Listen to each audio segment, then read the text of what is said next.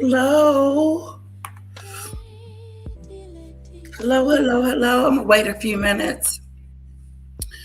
Let a few more of you come on in and join me. And we're gonna get started. We're gonna get started about Andrew. Mhm. The Andrew situation. Hello, highly sensitive. It's so good to see you. I found this clip where they start talking about the downfall of Andrew. I want to see if it's true. Hello, Michelle. So good to see you. Hi, Demon Dictator. What's new with you?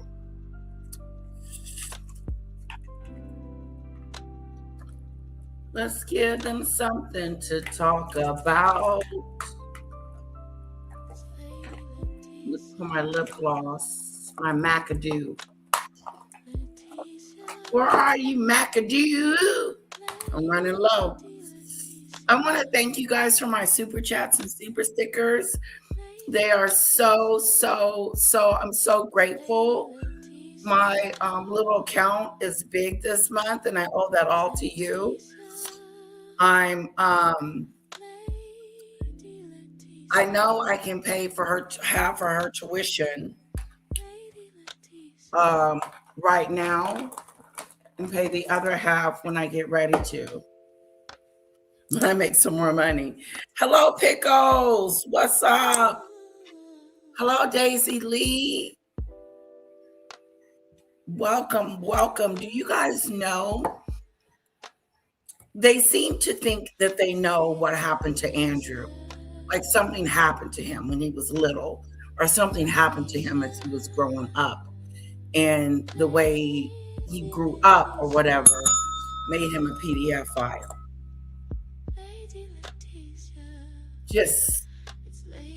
We'll see. I'm gonna let you guys determine that. Okay? Okay, so but that is not today. Sorry. Read the title. Catherine, Princess of Wales, have been under serious, severe attacks. And she's been under attack for some content journalists out there that call themselves journalists. And we're going to dig into it. But unfortunately, I have to tell you before we get started that Dan Wooden is going to be leading this commentary today. We're going to deep dive what he has to say about what they said about Catherine.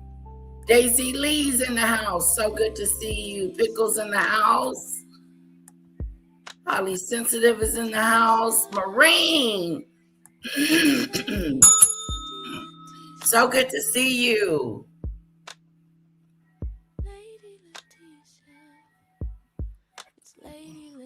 Oh, I had 3 shots.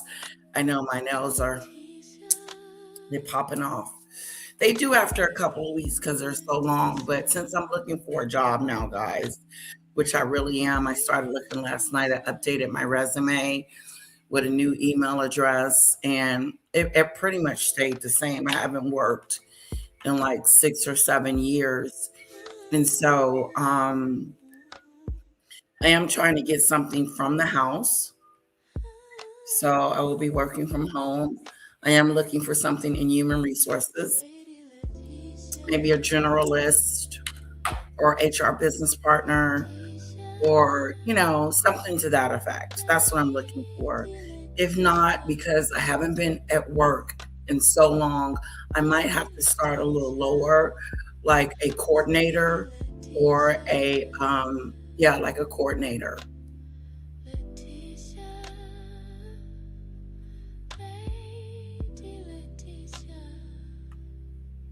Wow, he was a bad boy as a child. We're going to get into that, Demon Dictator. I think I got that scheduled for tomorrow. Fair use, free for commentary, entertainment purposes, no copyrighted intended. So, this is going to be about Catherine, the Princess of Wales. We're going to start with that. She's been under severe attack from Marine, Lauren, and some other chickadoo or guy. And we want to get into it. We want to find out why they are treating her. Yeah, 4 nails broke, 5 nails broke. So I'm going to try to keep my hands down so you won't see them. Because they don't look cute. When they're not cute, why would I want to show them to you? The cricketness of it all. You don't want to see that. I think I'm going to get them cut shorter. I hate that. I want them to be long and pretty and, long.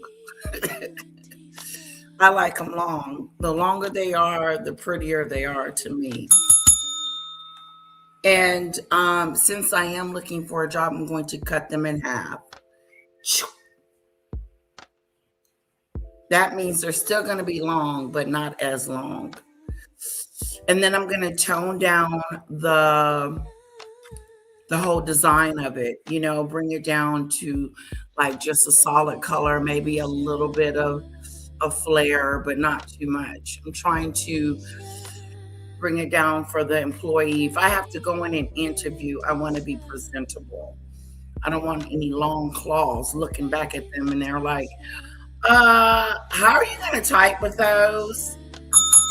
Now, I can type with them, but I can't type the regular speed. Let's just be honest. It takes a little while. But now that I'm going back to work, I'm going to fix it. I didn't know Catherine was under attack, says Marine. I just got out of the hospital yesterday, been in there for a week. Get the hell out of here. Are you okay, Marine? I know it's been a minute since I seen you. How are you doing? You mind telling us? I know that's your personal business. I hope everything is okay and that you're feeling better, hon. Sorry, we didn't know that you were in the hospital for a week. We could have been praying for you, girl. The sick and the shut-in needs to let us know when they're sick so we can pray for them. That's why I tell you when I'm sick, so you can wish me well. So, Marine, let's wish Marine a speedy, happy recovery from whatever she was in the hospital for. And we love you, Marine. You're our girl. All right. Now, after we talk about how Catherine was being attacked, we're going to talk about Thomas Markle Jr. because he has a new video out and we need to see what the hell he's talking about. It is important. It is important to find out what's going on with Thomas Markle Jr. because he is relevant. Let me tell you why he's relevant. Because he's Meghan Markle, the Duchess of Sussex sister. If you want to be technical with it, half sister, but still blood related through her father. You can't pick and choose the people that you want to be your brother and sister and cousin and uncle and aunt and mom and dad. You can't pick and choose. God bless you with the family that he blessed you with, and therefore deal with it. And that's what she's going to have to do. Deal with it. Deal with it. Deal with it. Remember this? That was the dinosaur. He's small again. See my nail? It broke. You hide it. I'm still in excruciating pain. Did they not give you any pain medicine? They think it's I don't know how to pronounce that word. They think it's something. They think it's fibrology.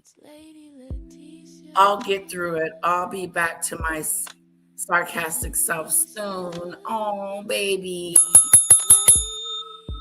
Lord, we pray that you get Maureen out of whatever pain that she's in. She said it's excruciating, whether it's pain medicine or your healing hands on her back,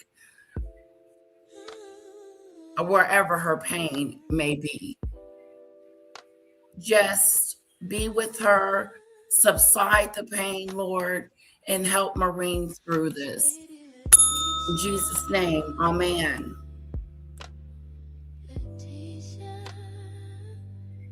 Oh, Lady C has something to say. Okay, let's get into it. And then we're going to talk about who cares about Meghan. Meghan wants some attention. She's upset. She's not doing well. It's not her day. Everybody's getting more attention than she is. Andrew, Catherine, Thomas Jr. Look at her. At the end,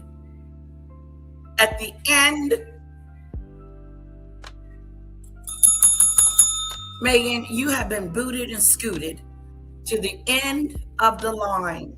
You're not even the beginning subject of what I have to say today.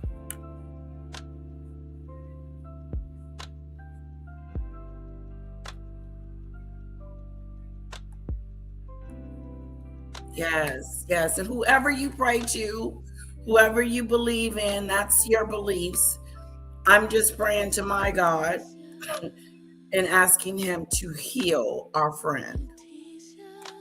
Yes. I don't want nobody sick and not feeling good. I know Lisa had the flu last week.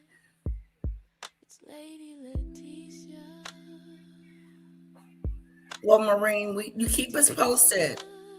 Keep us posted on how you feel, because we want our bubbly girl back. Yeah, where the hell is Meghan? And who the really freaking cares? To be honest with you guys, I have given up on Meghan a year ago. Meghan has been in the gutter for a very long time, and she's in denial. And as long as she stays in denial, I think everybody will be talking about it.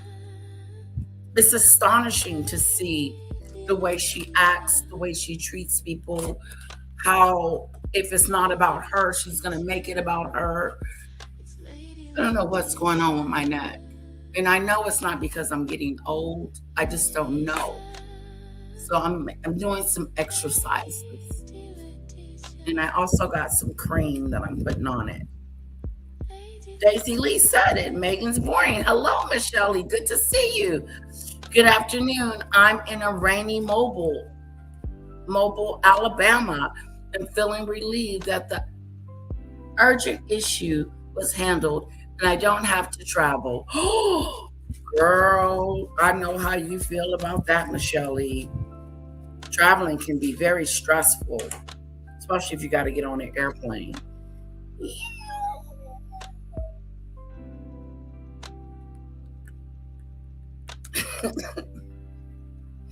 Me and my husband and my daughter, I want to take us on a Disney cruise this year for her birthday. But I'm checking on the prices, and that might be the reason why we don't get to go. Because I'm thinking it's going to be at least $3,000 a piece. I mean, not a piece. $3,000. $1,000 each for, if we could get it for that much, we might be doing really good, because you get food, room, and board for 4 days or whatever on the cruise, and she gets to play with Disney like crazy. When she loved that her sixth birthday party.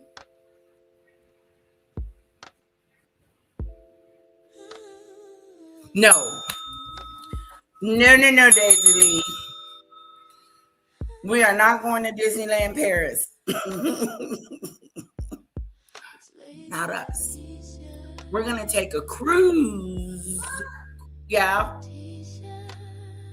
We're going to take a cruise to wherever the cruise go. The Disney cruise.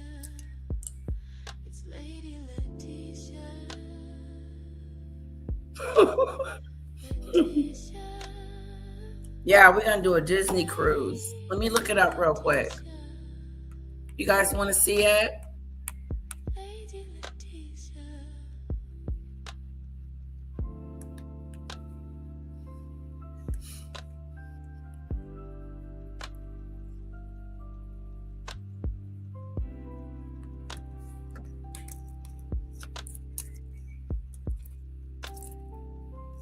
And if we go on a cruise, I will document the whole thing.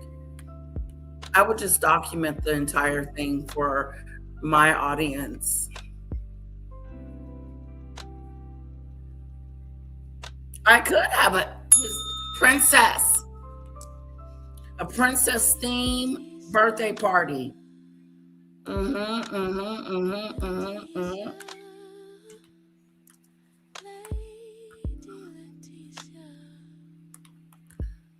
Ooh.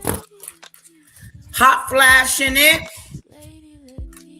Disney prices. How much? The big question, is a Disney cruise really worth all the time and money? Or are you better off jumping ship for a different Disney vacation? We're breaking down the biggest pros and cons of sailing with Disney today on DFV Guide. Let's see what they got to say real quick.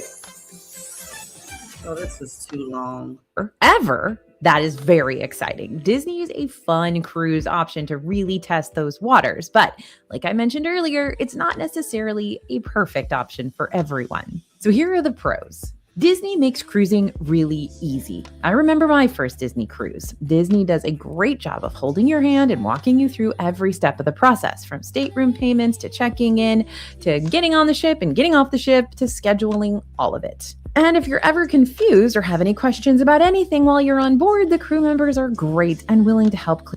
Then you need to be aware that these activities pay 10% of the total cruise cost.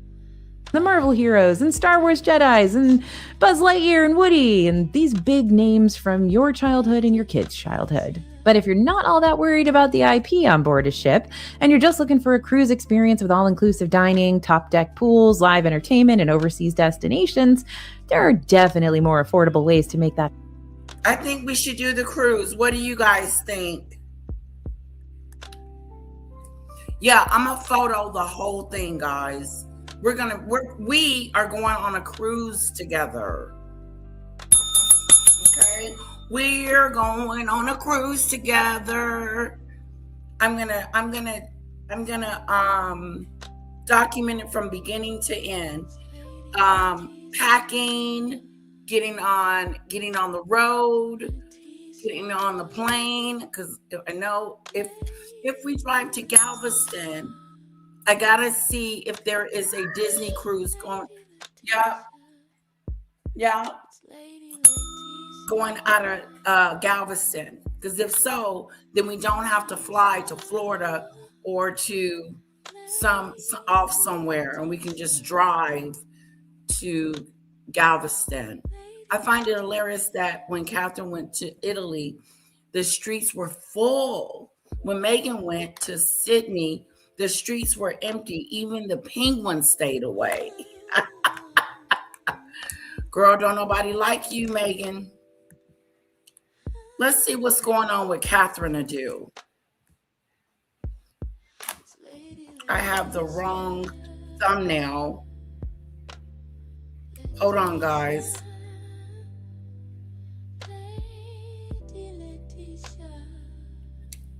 Hold on. I got the wrong thumbnail.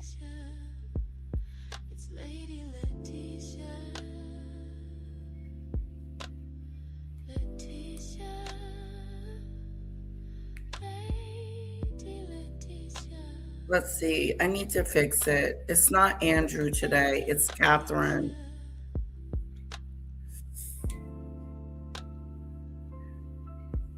Okay, here we go.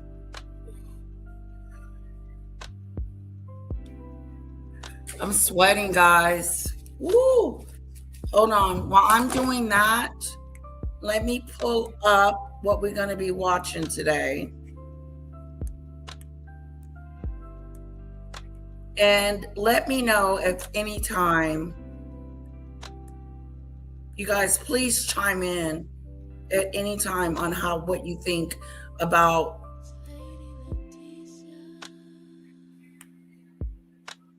here we go. Her surgeon was the same surgeon who operated on Pope Francis. Is that right?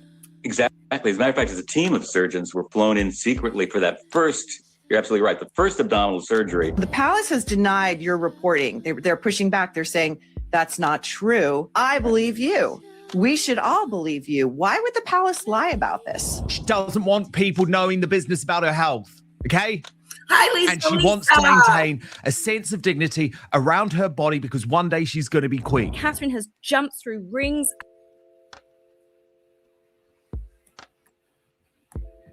and hoops. Her life has been turned upside down. And then to see this interview, I find it absolutely disgusting. Why do people want to know what type of operation Catherine had? You know, do they want to know that she was supposed to have a hysterectomy? Do they want to pull her apart and things like that? I mean, cancer can be very intimate. It can completely destroy you emotionally and mentally. What is wrong with these people? For me, I just found it queasy, but there's another part of this book where Christopher Anderson claims to know. So I have really been thinking hard about whether I should cover this today. Here. You know that I was aware of the details of Catherine's cancer battle before it became public. I went on the Meghan Kelly show at the time and told everyone to shut the hell up when they were going for this woman with a whole load of ludicrous lies about her disappearance, about Prince William's, whatever. You know, I went on international television and said, stop, because you do not know what's happening. You do not know how serious this is. But what I didn't do is reveal the intimate and private details about Catherine's health battle as a respect for her really as a human. But now this royal row has exploded over the interview between the controversial biographer, I would say discredited biographer in a lot of ways, but best-selling biographer Christopher Anderson, and the Daily Mail columnist Maureen Callahan, who stand accused in the royal community for spreading lies about this deeply personal battle by Catherine, which Kensington Palace has privately denied, and Prince William has worked so hard for so long to maintain a dignified silence over. So we're going to get into all of this, the debate between Lauren the Insider and Maureen Callahan, without royal YouTube sensation, according to Taz imminently.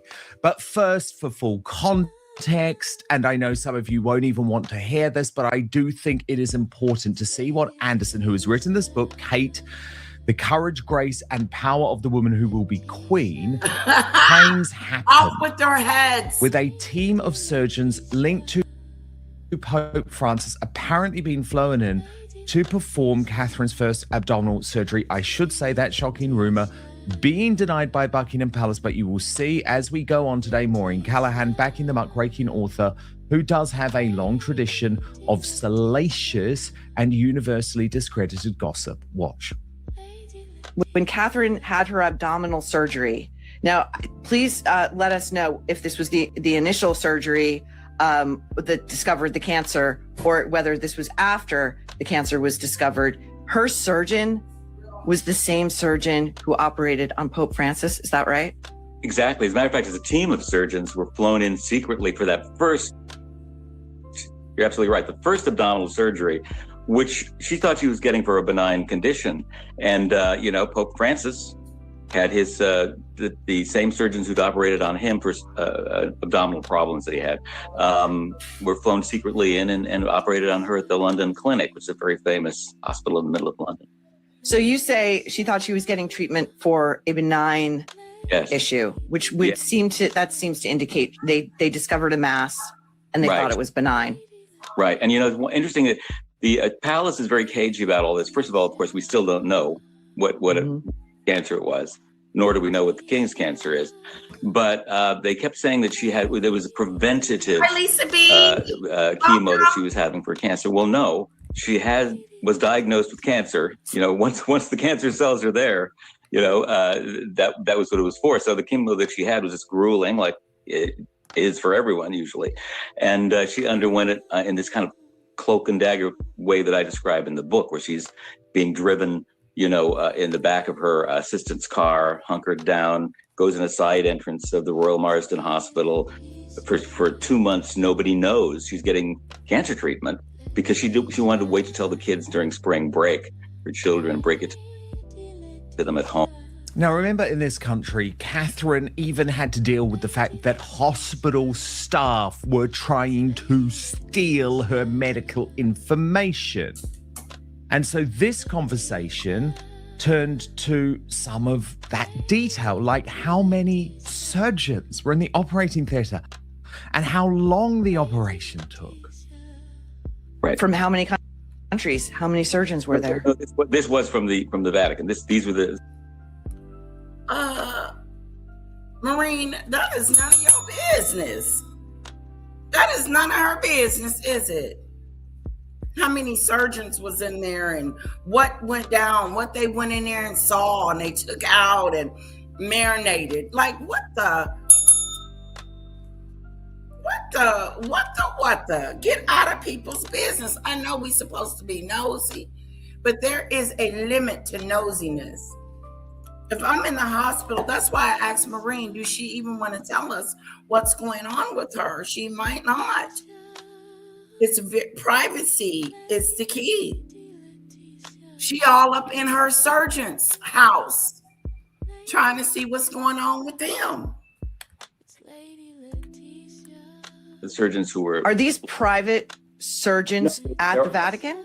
No, they're attached to Gemelli. They're technically with the Gemelli Clinic, which is a famous cancer clinic in Rome, but they are assigned specifically to the Pope. Do we know how many surgeons were in the operating theater when?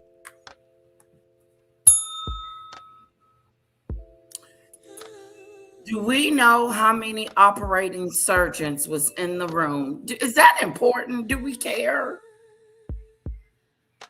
I mean, the good news is there was a surgeon in there that helped Miss Catherine out, and now she's out of her situation. Maureen wants to know how many surgeons was in her room. Again, Demon Dictator says, Maureen is getting worse. Not really a nice person, pretends to be a girl's girl, but isn't really. These two gossip away like a pair of sweetie wives. Shame on them. There's Maureen.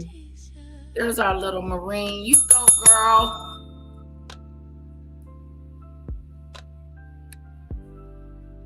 I remember that. Remember that?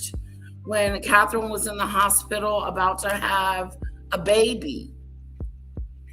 And someone called pretending like they were the queen. It was a radio station that did it. And she got reprimanded, I guess, and felt so bad of what she did that she unalived herself. They called the hospital pretending like they were Queen Elizabeth, and she transferred the call to Catherine's room, and it wasn't. It wasn't Queen Elizabeth. It was a radio station doing a prank. Did that radio station get in trouble?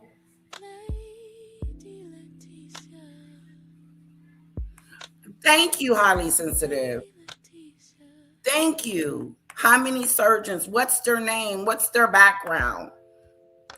That's for Catherine to know. When Catherine had her 3, and how long that surgery took? That I don't know, but it, apparently it couldn't have been that long because it was. How long was she in surgery? Next thing you know, you want to know when she went to go use the bathroom, what she ate. Did William come visit? What's next, Maureen? You want to know what she had on? What outfit?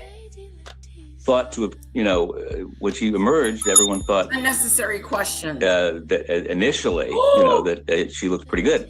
It wasn't until lab tests came back. According to Demon Dictator, the people that did that prank and called in pretending that they were Elizabeth lost their job. It was a man and a woman. Wow. Kick to the curb. To show the presence of cancer. Now, look, there are other claims in this book, okay? But the reason I haven't covered them here on Outspoken is I don't particularly rate Christopher Anderson. Like, I'm very careful about what news I bring to you, and I'm very honest about what my sources are saying. But Christopher Anderson does have some other interesting information in this book. He claims that Catherine was the first royal to completely cut off and shun Prince Andrew after developing a strong revulsion towards him. Catherine had reached her limits and was done with Prince Harry despite genuinely loving him. She was particularly horrified, and he says the final straw came after that May 2025 BBC interview in which he publicly speculated in King Charles's cancer. But again, I think Dan Wooden is friends with these people because he's not really going in on them. He's not having a conversation about Maureen's questioning. So what we're going to do is we're going to go to what Maureen actually said. Since it was so bad, she should keep us entertained. Right, Demon Dictator? And legal, especially with a high-profile person such as this. I believe you. We should all believe you. Why would the palace lie about this? Ooh. Well, the palace, their default position is to deflect, and if they say anything at all, usually they're silent about everything. But in this particular case, I really don't know what the reason would be, because it's the surgeons have spoken about this, So I don't know why they would. As a matter of fact, I was not aware that they were denying it. To be honest with you, I hadn't heard that. We've heard that. I've heard that over at the Daily Mail. Why do you think also, again, another misstep, the palace was directly asked after Kate's abdominal surgery and it was announced she would be retreating from public life? The rumors were rife. I mean, it was everything from she does have cancer to, this is one I heard, she's going into a mental hospital. She's having a breakdown. Oh, absolutely. She's leaving William. William's leaving her. All of these rumors flying around. Why didn't the palace just say the Princess of Wales has been diagnosed with cancer? She is undergoing treatment. We'll update you as needed. Well, on top of that, I totally agree with you. On top of that, I think it's a mistake for the king not to have come clean about what kind of cancer he has. I mean, and to make the announcement since he was getting having a procedure for prostate problems initially. Again, he thought it was a benign problem in the beginning. Why not? Why would the palace just issue a statement saying it's not prostate cancer? Because that then fueled this incredible speculation. It is prostate cancer. There's precedent. You lied before about.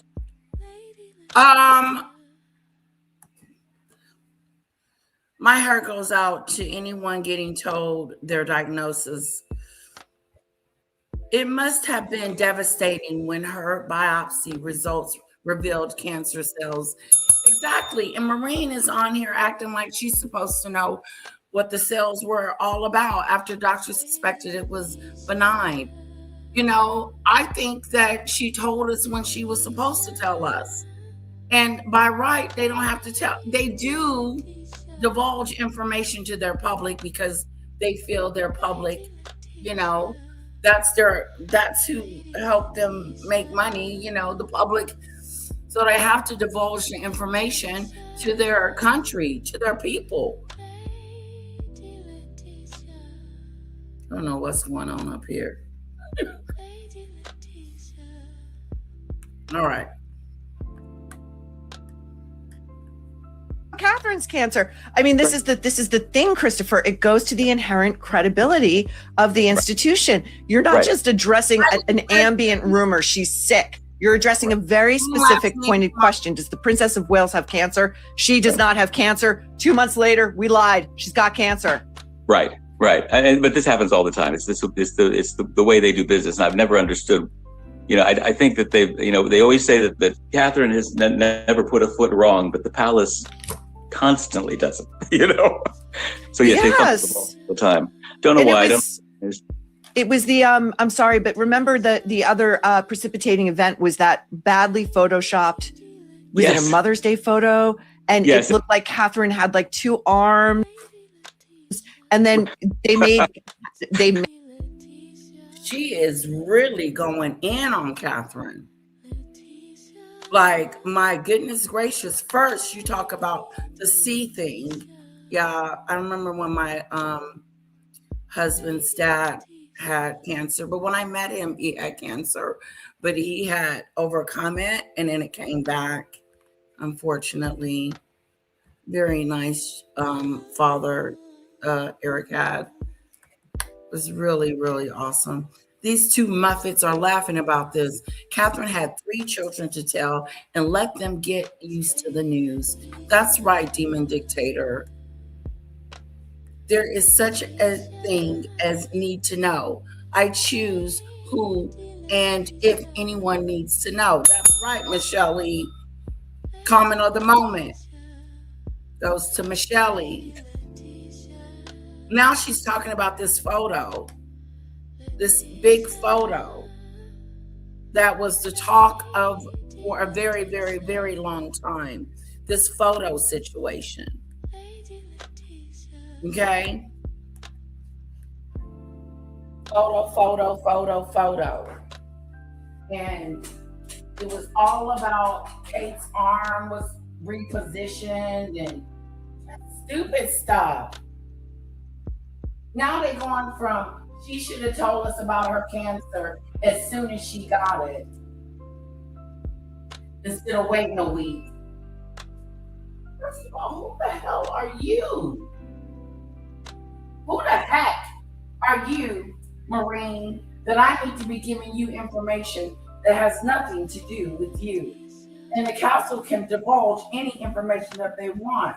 And like Michelle Lee said, I can give you as much as I want or nothing at all.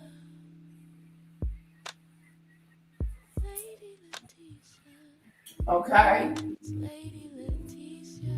Let's give them something to talk about. Let's give them something to talk about. Maureen must have been having a bad day or one of those days. I don't know. But to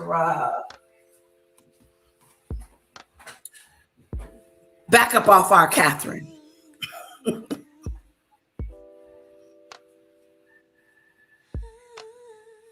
Oh, I'll be unsubscribing from that cow's channel. Marine, you done made some enemies, girlfriend.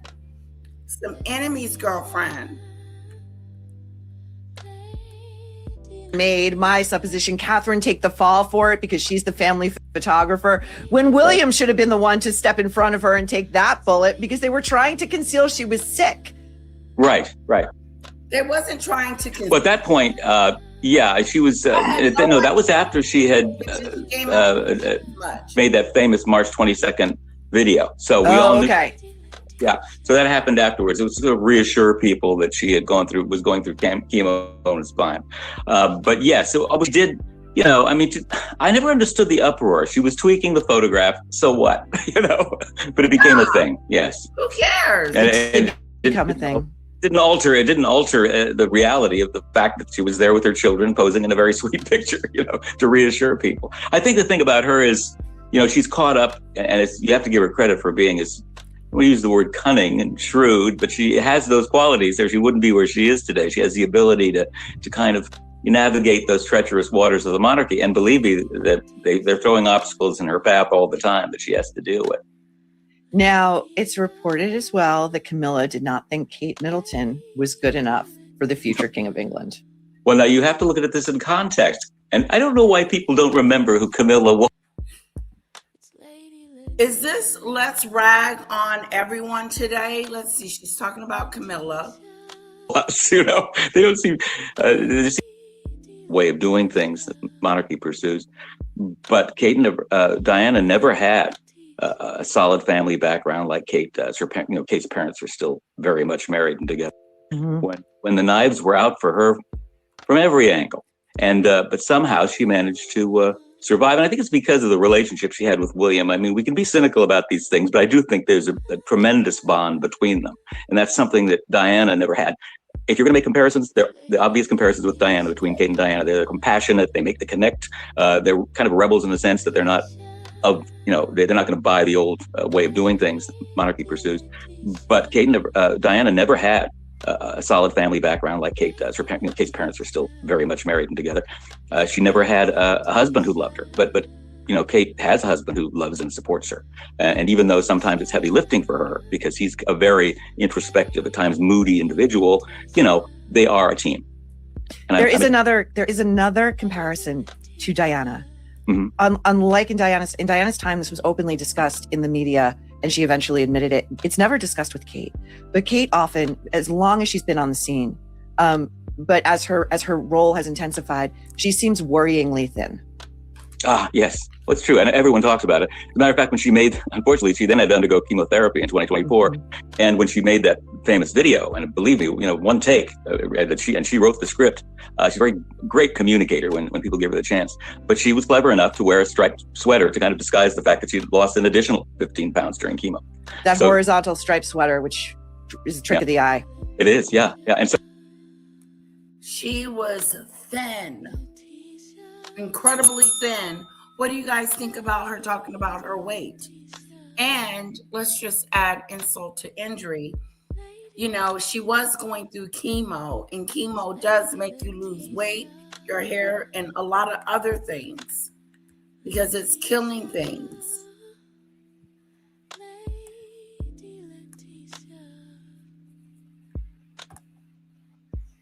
A lot of people complained in the comments and unsubscribed too. We will be looking at some of the comments. Are these people Sussex supporters? Good question. Drop the link. Of course I will. Drop the link.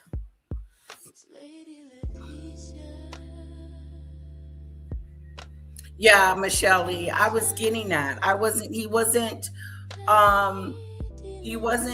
talking about the nasty things that she was saying about Catherine. God, it's my hair. I'm not in love with my hair today. I'm having one of those bad hair days. Yup. I'm having a bad hair day. Hello. There she goes. Hello. Hi, everyone. These two people have made me so angry. I'm just mortified. Ooh. That you not only did these two people actually think this was okay? She's got producers and people watching this who think this is great. This is horrendous. It is horrendous. And it's almost like she's got a notepad with all the negatives. And let's go over each one. Queen Elizabeth did not disclose that she had cancer. I didn't know until she got her wings. Exactly. Wow. Cancer was eating up Elizabeth too. Yes, Catherine is very thin, but again, not my business as long as she's okay. Well, I'm exactly highly sensitive, and we know why she's thin because she's gone through therapy. What's up, Cyrus, my guy? Welcome. Oh, did you guys get the BTS awards? Yeah, you did your picture. Yeah. That was so funny. Oh, boy. Yeah, that was so cool. I love me some Trevor Green. He's awesome. Yeah. So she knows. Catherine is very thin anyway, but she's muscular. Yeah. That woman's got muscles on her. That girl works out. And those muscles alone show that how healthy she really is and how physical, right? Just because you're thin doesn't mean that you're unhealthy. Doesn't mean that. It doesn't mean anything. And just because she's once upon a time, I was very thin before the menopause and, you know, everything else. I wish I had that problem. Do you think she's in menopause? No, I'm saying me. I used to be very thin. I was always very thin before the menopause, and then my twin sister passed away, and then I got depressed and put a load of weight on. So was I. But to sit there and say, and she was thin, well, the chemotherapy makes you thin. This is awful. It's horrendous. I've seen it. She, God bless her soul, she looks like she's, you know, been sick, and just give her a break. She looks to me to have been sick. You know, she looks really good to have been sick. Honestly, she does. She's beautiful, but you know, it's just awful. These people should be ashamed of themselves. And there's a lot of implications. Oh, you know, Diana had issues like, you know, bulimia. And Kate's obviously very thin too. There's a lot of implication in there, and again, that's wrong. Oh, there it is, right there. You're trying to insinuate that she has a problem, Maureen. Yeah, that's wrong. This is wrong. I hope they sue her ass for this. I really do. You know, Meghan's mole got in that butt. So I said, well, why not? Why not find out what's really going on? Good for Meghan's mole for saying it. Good for her. Good for people coming out and defending Catherine and sticking up for her rights to privacy and her rights as a human to, you know, and her family to have some privacy. Some privacy. You know, they have 3 kids who not only do they have to process the fact that, you know, she got diagnosed with a big C. They have to process it, and then they've got to tell the kids, and the kids have got to process that too. And it's scary for all of them because they know what the future holds. Yeah. And, you know, Prince William, he lost his mum when he was younger, and you must have thought the thoughts that were going through his mind that he didn't want the same thing to have his children lose their mother when they're young. This must have been the most horrific time for them all. And these 2 Muppets are sitting up there laughing points about it. Yeah, it's shameful. This made me so angry. It made me so angry, honestly. I was like, drop that link. I love it. I love when you said I love when you said. Yeah. Anyway, there you go. I can play the rest of it. Wow. She's media savvy in not exactly the same way that Diana was, because, you know, Diana was such a rebel, and I'm all team Diana, I have to tell you. Demon Dictator, I'm gonna mute you because you got background noise. Let me switch that fan off. Hold on. No, it's not. No, it's not the. Oh, I've got the windows open. Hold on. No, it's not the windows. No, it's not. It's not the windows or the air. I can't hear any of that. Windows or the air. It's the echo of me in the background. Oh, okay. Let me come out and come back in again. Okay. Because she was up against so much, and she really injected this new life into the monarchy. There would not be a possibility of a Kate if it weren't for Diana.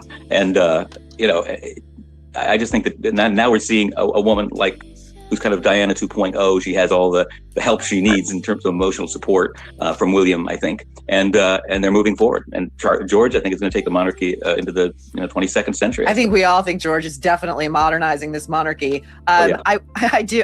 I wanted to go back a minute, though, because you mentioned, again, something that is conveniently been rewritten to make Charles and Camilla one of the grandest love stories of our time. Charles had many mistresses. It wasn't just Camilla. And, you know, I adhere to that old saw. When you marry your mistress, you create a job opening. So what do we know about, you know, we know that Charles and Camilla, they do seem very well suited to each other. Right. She seems a great support to him, but we do know they have their own residences. Yes, but you know, I know that's common, but yes, yeah, it's common, and they're very together. I mean, there's no question that they're the love match. Even Diana. It's you also mentioned that Camilla was throwing all of these obstacles in Kate's way. Do you know any specific examples of ways in which she tried to thwart Kate or discourage her from this romance? Well, she has allies. You know, there's again, Team Camilla. One thing people don't realize is the fact that this is the whole royal setup basically is competition among the various royal houses. And when you think about it, it's all about money because they're trying to get the dollars for their various causes and philanthropies. So Charles does not want to be upstaged. He hated being upstaged by Diana, and he doesn't want to even be upstaged by his son, you know, William. So there is that kind of competition. I'm a warts and all biographer. I don't believe that King Charles is afraid or worried or concerned about William outstaging him. He does it all the time anyway. He listen, even if he didn't want it, it's too bad, too sad, because William is dominating. Yeah, I don't believe. I've heard about this before. Some people do say that there is warring between them.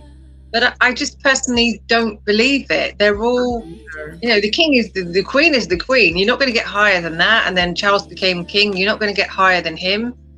And then, you know, William and Kate will have their turn, and everyone gets their turn. You know, yeah, everybody gets their turn. I don't believe that they're fighting each other. You know, no family is perfect, and I know that Charles and William have had, you know, issues. We all know that. They've said it themselves. That's perfectly okay, but it's the press who are just continuously, I don't care, you know, making up these stories that it's behind the scenes it's worse, you know. And I think that since Harry and Meghan have come along, I think the family's become a lot closer, to be honest, personally. And I think, like you said, every family, there's going to be some kind of discord. Yes. Yeah. Now they've got the two monsters of Montecito. I think they've become a lot closer. Yeah. They want attention so bad. If you read my books, you know I've written some pretty scathing things about politicians and whatnot. But you know, if she has any serious character flaws, I cannot find them. You know, I felt the same way about JFK Jr. I thought that he was really just in the end, a great guy. You know, and I feel the same way about her. I really, it's a super human being. Coffee lovers, and I am one, know the struggle. You want the taste, the ritual, the energy, up and go. Right. And he dumped her. And then there was, I told you to get over there. You're a troublemaker. Please tell them the nerve. Please tell them the nerve sent you. Christopher, what were you able to learn about the time period between William breaking up with Kate and they had been, you know, the world sort of understood that they were probably on a marriage track and they've been together since college. They've been together for years. She sort of took a nominal job that allowed her to drop everything when William called and said, come join me this week. She would just drop and go. And he dumped her. And then there was this gap between their. Wait a minute. Hold up. Wait a minute. You wish you had a man. Wish you had a prince. Sounds like a little bit of jealousy to me, Maureen. Okay. Yeah. Now you're telling, oh, she got dumped. She got dumped. She got dumped. I wouldn't say she got dumped. I think they went on a freeze moment. And even if she did get dumped, she moved on. What is her point? I think they was together a long time. You know, I mean, I've been in one very, very, very long-term relationship in the past. And it was one of those moments where you're like, are we going to get married and take it to the next level? Yeah, yeah.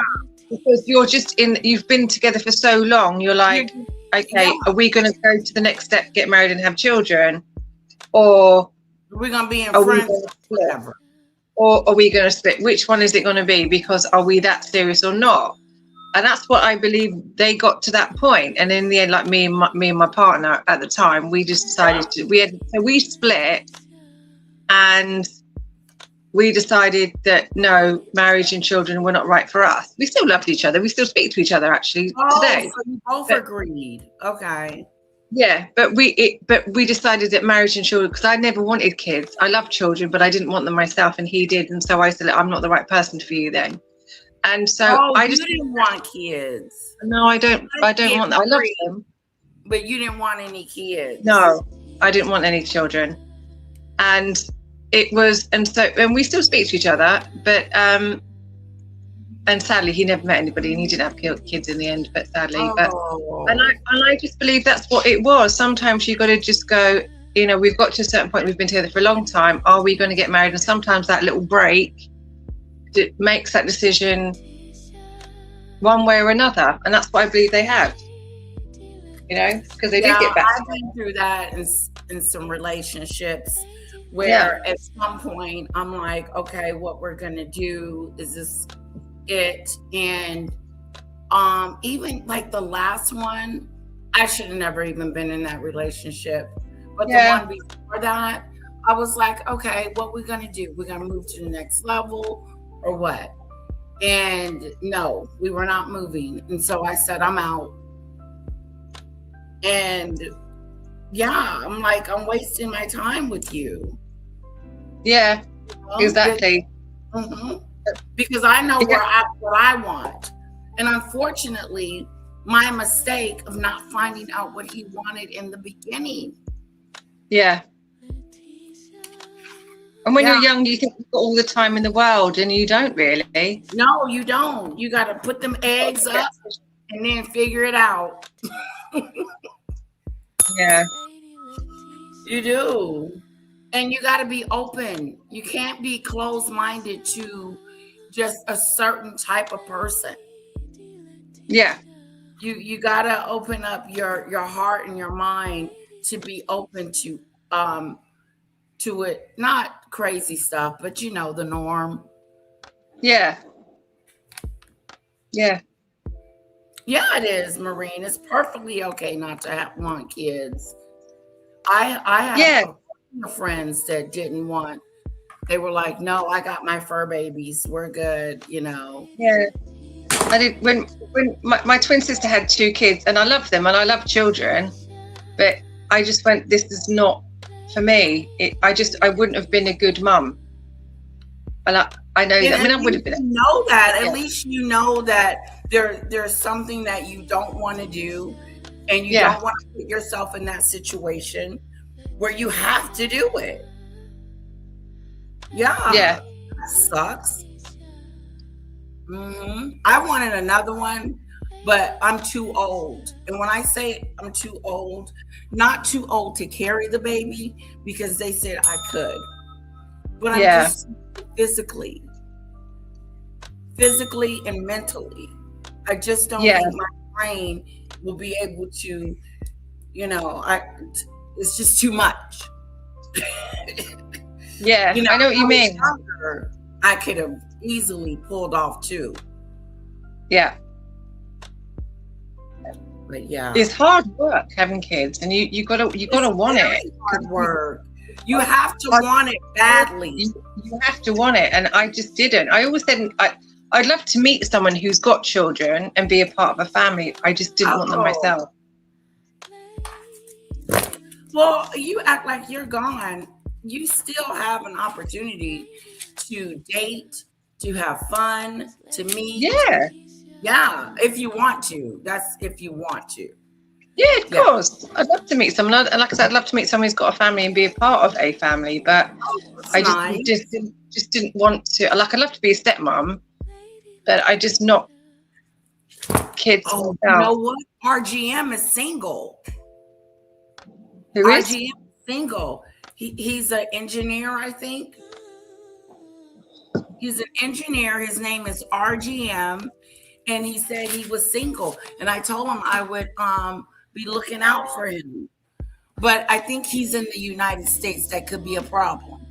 Yeah, that might be expensive dating. Oh, sorry, ice cream van's coming. Hold on. But would you be open to date an American?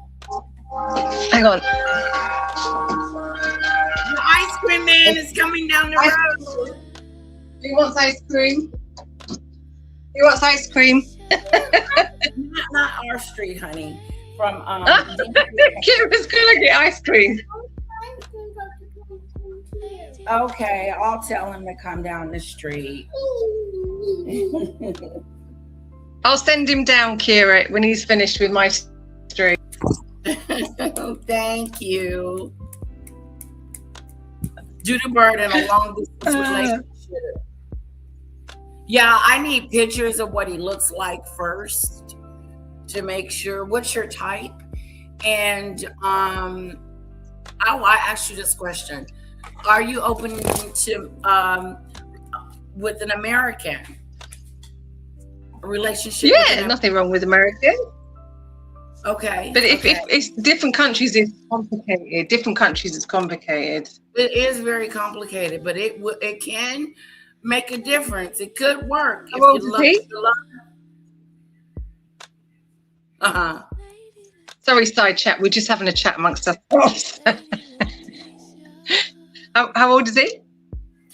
I think I'm gonna say he's in his 40s. I want to say that. Oh, see, I'm nearly 50. See, I'm nearly 51. I don't know. No, we got to see. We got to get a picture. We got to get a picture of him. I'm gonna see if I can get one. And then we'll go from there, because we do got to see what he looks like. You know. Okay. Up and up.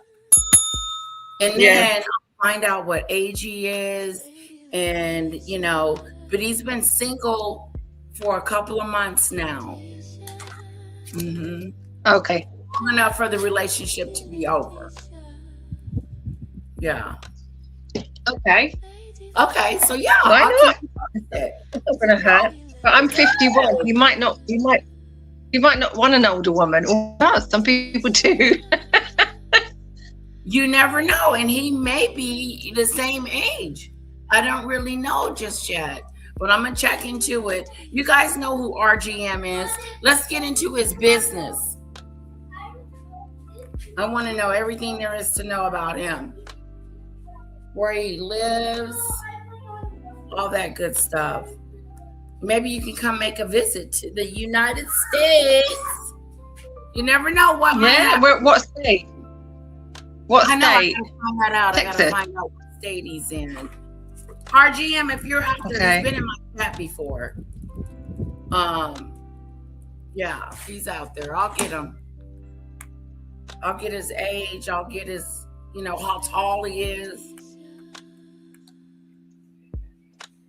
I'm tall. I'm 5'10". I'm very tall. Oh, you are tall.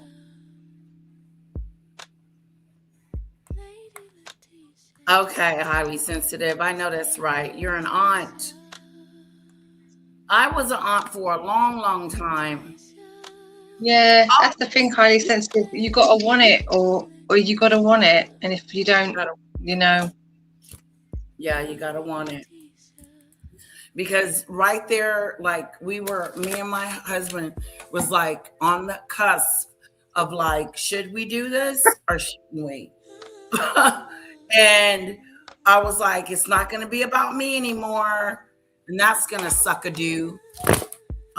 So yeah, we sat down and we really thought about it and said, our lives will change a little bit.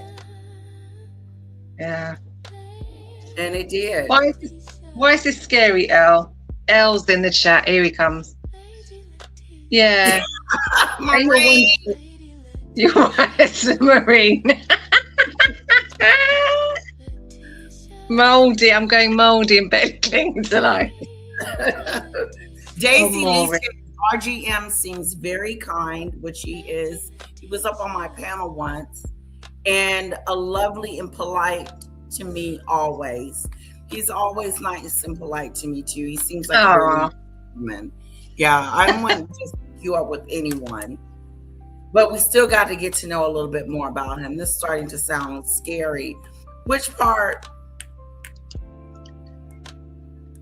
Let's see what getting back together. And the reporting at the time was that Carol Middleton, Kate's mother, who had kind of bred her for this, she wanted her daughter to marry the future king. Why not? Gave her a tutorial. Why not? Gave her a tutorial on how to get William back. And it was go out on the town, be photographed, having a great time, go pick up your life, resume, show him you are doing better than ever. And it seemed to have worked. Right, with Pippa, no less, her sister.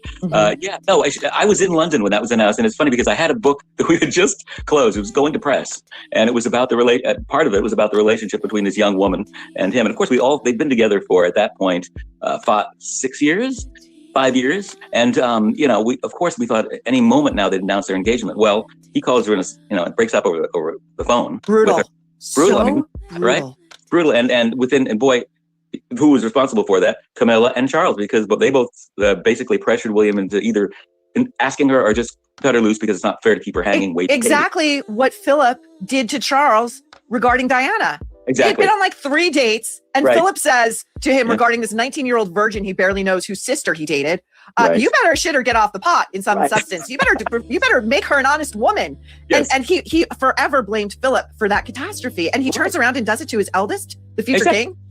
History repeats itself. People do this kind of thing all the time. Yeah, no, and so she was, believe me, in London at the time, it was just mind-blowing. We had to stop the presses and stick in something. But I said, even in that update, that they're going to get back together. I didn't think they would get back together within 6 weeks, which is what they did. And he came crawling back when William did to Kate, when he realized what he was missing. And she was doing dramatic things. There's some pictures in the book of her,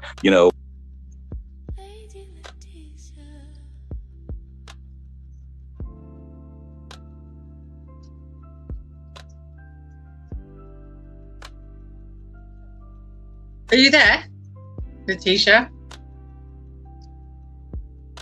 Sorry, I was just talking.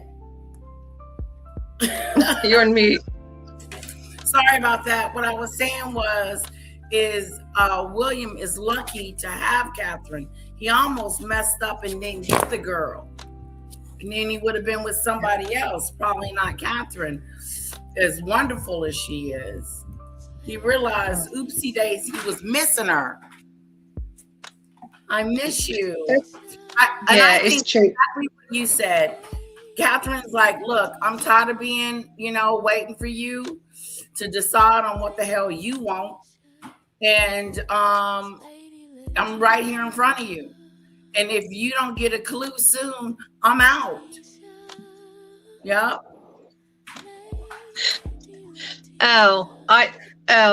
I love it, man.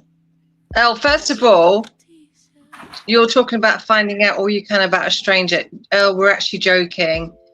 And it's not doxing. That's like doxing. First of all, we are actually joking. We're not going to find out personal things about him at all. And secondly, doxing is when you're going to put it online, and we're not going to put anything confidential about anybody online. So you can just stop that now. You can stop that now. Stop the bad narrative, Earl. And there is nothing wrong with two people that are single that would like to have a conversation with each other. There's nothing wrong with that. That's all we're talking about. And what I'm saying is, what? Whoa, look at you. And what I'm saying is, Earl, I've been called worse than the Trump supporter. Don't worry about that. He called me a Trump supporter. A Trump supporter? You don't know Trump. That was funny, Earl. No, Daisy said to Earl, "Oh, do you want to?" Introducing someone to someone else. And no, I don't know much about him, but me and Demon Dictator is going to get to know him together. How about that? And he is going to tell us where he lives and what he does and all that other stuff. But that doesn't mean we're going to tell everybody. He's not a stranger. He comes in her chat. He's Letitia's friend. He's not a stranger. But no, Daisy said to Daisy? Daisy said to Earl, "Oh, are you jealous? Do you want a date with Demon? Do you want a date with Demon Dictator?" And he said no. Earl said no. That he like dating a Trump supporter. Yeah, That was he's funny. just That jealous. was funny. He's just jealous because no That one's was- hooking him up. Sorry about that, Earl. But whatever the guy's name is, if you're watching this, we're not going to find out your personal sensitive information Oh, yes, we behind are. the scenes. And well, Letitia is, I'm not, for legal reasons, I'm not going to go do that. All we want to know is his name. And we're not going to be putting it online or where anyone can see it. Okay, just ignore Earl. Yeah, his name, where he lives, what type of person he is, what kind of work does he do, you know, what are your hobbies, dislikes, what happened in your last relationship, was it you? Earl, I think me and you would have fun, you know. We'd Come on. argue. We would have fun. We would argue the whole time, but we would have fun. I know that's right, Debbie. Comment of the moment. Come on, Earl. Finding out about a stranger for one person's reason is different than doxing. Hello? Why would I find out about him just to dox him? That's so weird. No, Earl, I said that one sentence was funny. I don't think you're funny. I said the one sentence was funny. See? Let's not go crazy, Earl. Just that one sentence was funny. Cool. Cool. All right, enough from Marine. We know she's a scumbag, and we're gonna move on to Thomas Jr., Demon Dictator. Now, I don't know how much of him we're gonna watch, but we're gonna see if he has anything new and interesting to say to us. Okay. Yeah. Here we go. It looks like he did a live the other day, and he just did one. The trolls are attacking. Let's do the trolls are attacking I instead haven't of. seen this one. I've been working all day, so I didn't You see see, this one. you haven't? No, this one's new. What about the just hello and catching up?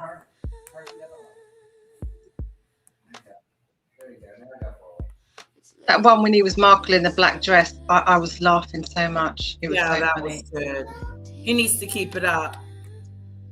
I mean, he had her down to a T.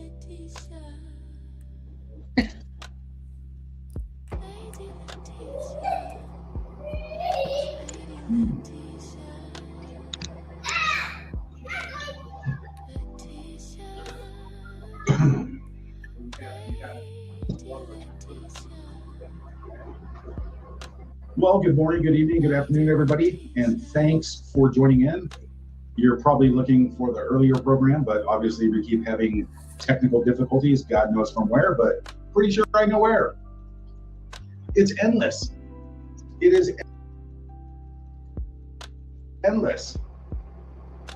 So my scheduled show for 8 o'clock, yes, of course, going live isn't available right now. Well, gosh, why? Why do I keep getting buffered? Why do I just keep, being suppressed on YouTube? But, I guess you just got to keep on trying, but that's why we're doing this, right? For one specific reason and one only. And it's never ending. It is never ending. And the last show, the last post was like, we got to talk about some comments, and that's what we're going to do. So, let's do a little. 2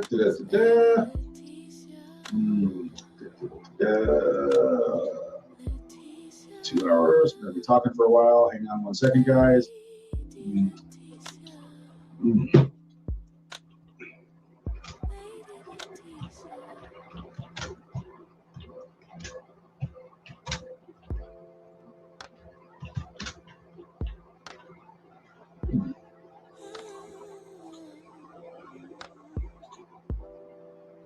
Okay. Anyway, so yeah, I started a little bit early because I had to shut down, start over, repost, relist, redo everything. And I usually have to do that 2 times because there is somebody who does not want anybody to talk about anybody on the internet, and we all know who that is. This goes back 8 years. It's just the problems that are created for people and the threats. I mean, death threats and scamming and hacking and just making people's lives difficult. Now, everybody knows that it's, you have to have money and you have to have friends in high places with money to be able to pull this off. For all the little guys out here, just, trying to just get by here on YouTube or any other platform. My Instagram's screwed up. It's never been the same. And, same with TikTok. And I don't make any money on TikTok. I'm not monetized on TikTok. I'm not monetized on Instagram, but it doesn't matter. They go in there and they just make it completely disgusting and irritating for you to even want to carry on. So anyway, let me see who we got here in the house. And the reason I know all this is because it's an ongoing, continuous problem. And the only reason it's an ongoing, continuous problem is because somebody's popularity sucks so bad right now, but it's always sucked. And it always will suck. And there's nothing in the world that's going to change that. The internet and freedom of speech is changing on a daily basis. And now you got the AI and you got everything popped in on top of that. And they just make it harder and harder and harder and harder. So somebody who owns this company or that company or whatever, that maybe a certain swamp donkey did some unimaginable, disgusting favors for, allegedly, in my opinion, and then maybe did them for their friends and their friends and their friends and their friends. God knows, who knows anymore? But that circle of money is just so damn untouchable for us little guys. And it's just ongoing. It just never ends. But let's say hi to a few people here. Pip T, hope you are well. I think I'm doing okay. Frustration aside from that, it's okay. Market Garden, hello. Nice to see you also. Tiwi, hello. Laugh a lot from Devon, UK. Thanks for joining in. I appreciate everybody joining in. Everybody just, hit that like button, hit that subscribe, hit that share, become a member, whatever it takes. But there's a super chat going, and that's going to be dedicated for one thing and one thing only, like it says in the caption. All right. Sue Ellen Pratt, hello from Queensland. Thanks for coming. He's saying hello to his subscribers. Alki Comer, good evening from Australia. Thank you so much for the blessings for me and Dad. Thank you so much. That he is not Sonia, a member. Hi, Tom. It's Wendy. Debbie, but he is the Duchess of Sussex sister. He must have something important to say. Day in Scotland. Well, we've got some pretty nasty. I mean, does this fit the glove? I mean, that is a fantastic picture, but let's see. Did you go in Let me go to on these comments this? here real quick. First of all, what got me going Hello, happy to life. change this today's show was I read a comment from Patricia something, and I blocked it and I deleted it, whatever. But the comment said, "Funny how the Markles have been so quiet for a while because Meghan delivered a lawsuit legal letter to my father in the hospital." Who are these people? And where do they get the only, that didn't happen. Meghan sent lawyers to her father's bedside while his leg was being amputated.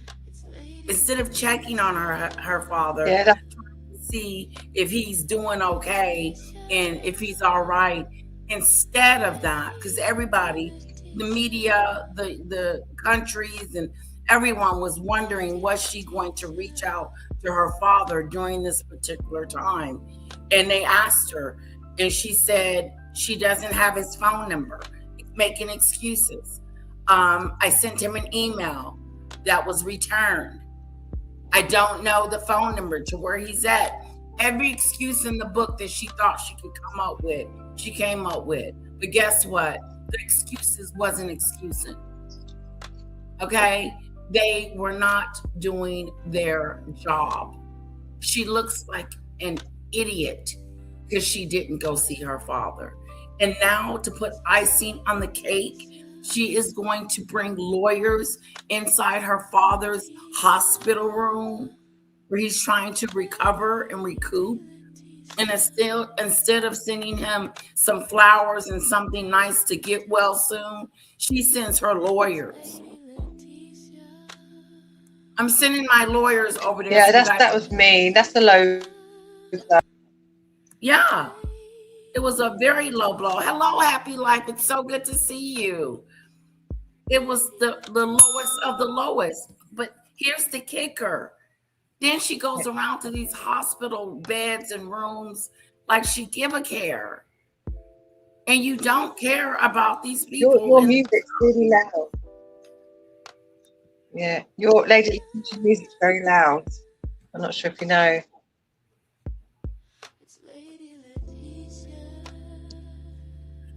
No, Earl, you seem to have the facts distorted, okay? They're a little distorted when it comes to you because you like to rewrite the narrative just like Meghan does instead of talking about reality.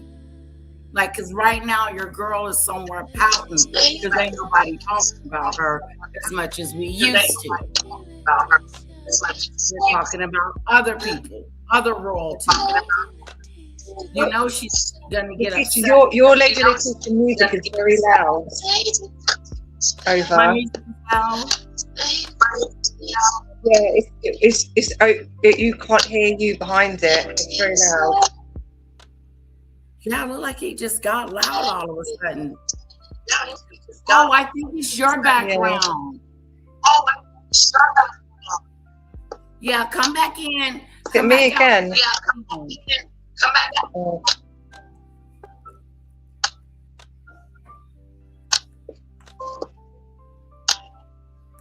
Yeah, Demon Dictator, come out and come. Yeah.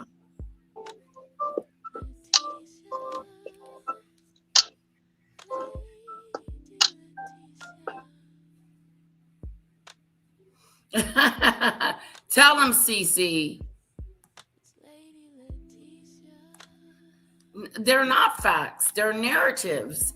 They're like the 2-hour car chase. He can't explain that. Earl can't explain why his girl lied and said that she was in a 2-hour car chase in Manhattan. What he will try to do is deflect and talk about something else surrounding the incident.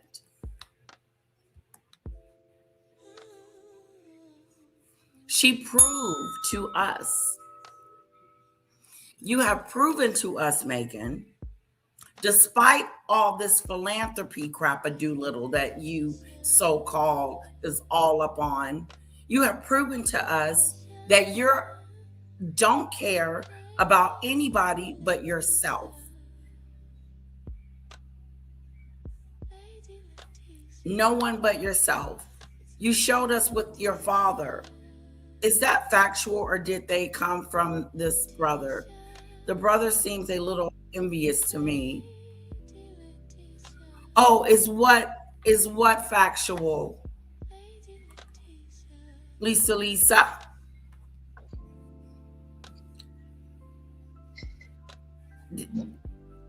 Right, I'm back.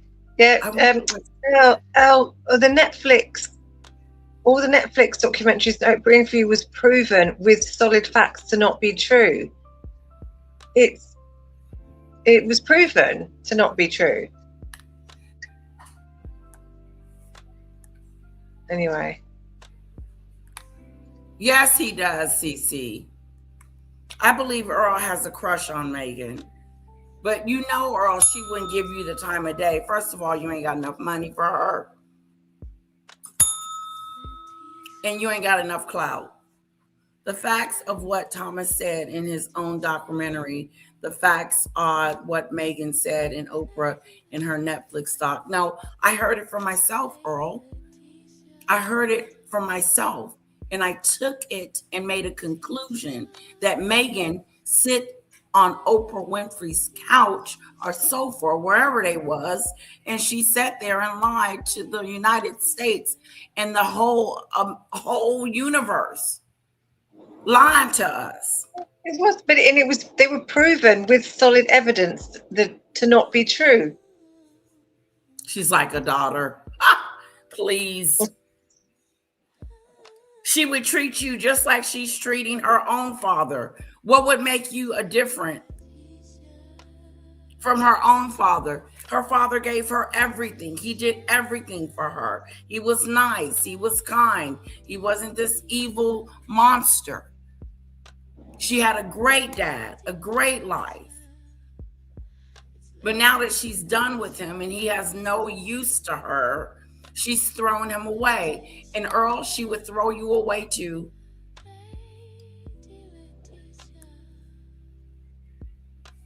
What possible important information could someone who hasn't seen what they've taken for over 25 years have to impart? Debbie? He has just as much information as I do. And I'm going to mute you real quick.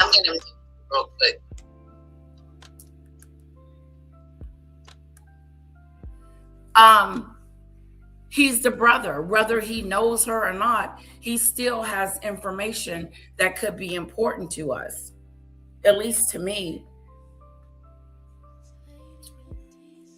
I don't care if we've never met her.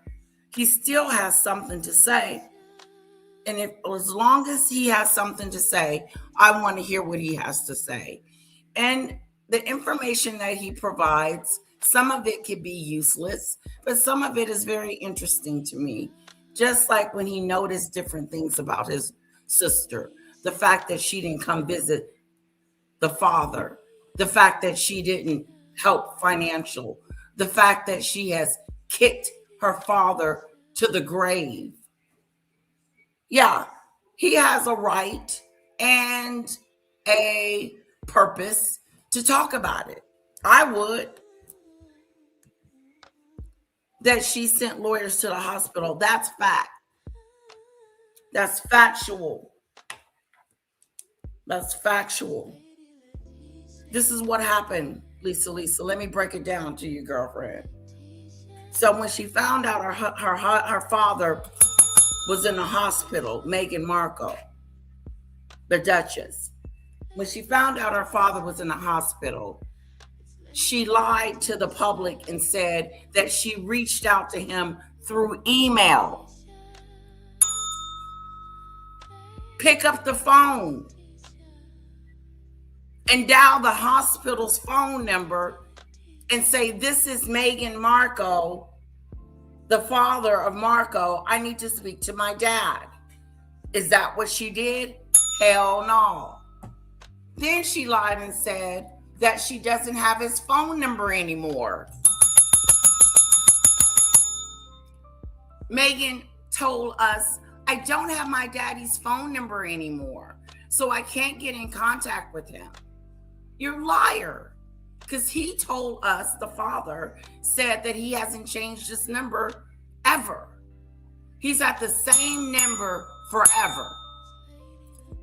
So you're lying. You do have your father's number.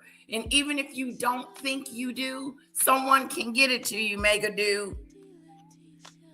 These are her excuses. This is the things that she came up with to deflect and to pretend that she somewhat cared about her father, but didn't make a move. And the move that she did make was embarrassing, nasty, and disgusting. Then Lisa, guess what? She sent, what else did she do? This happened in 2 weeks. Still hadn't contacted her father. Still no communication after 2 weeks. Then she sends her lawyers to the Philippines and videotapes his amputee leg. Videotapes it. Now, Thomas Sr. should have said, hell no, you're not finna videotape my leg. But obviously, he let him videotape it. I think, and we're not sure, that she sent him a cease and desist. A cease and desist. Number one, her lawyer showed up with a letter from her, certified. He had to sign off on it like he was signing his life away. And then the lawyers left, and that was the end of the story. Whereas Meghan, you didn't go see your father. You didn't send him something, but you sent him some lawyers. Girl, please. Talking about she care about online stuff. Yeah, he is, Debbie. Car chase is a perfect example. Please, you can't flip it. You can't turn it around. You can't rediscuss it. You can't fix the fact that Meghan lied about being chased for 2 hours in Manhattan. A liar do. The mayor came out and debunked her. So Earl, stop with the nonsense. You believe the media. I believe what that's what Meghan said. Your girl, your daughter, I'm going to start calling her that. Your daughter, said she was in a 2-hour car chase in Manhattan. It's all over the news. She said it. It came from her camp, her mouth. Facts. Instead of statements filled and accepted by a UK High Court from the New York PD Chief of Intelligence. What? See, that's deflect. Lisa. This is what we call deflection and deniability and no accountability right there. That's what we call that. Junior also seems pretty happy about no longer having to watch after Pops. You know, I find that interesting too.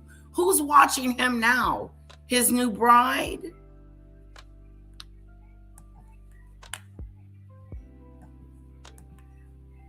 So these people just make up stuff, right? They're all paid for, by the way. Every single one of them is paid for.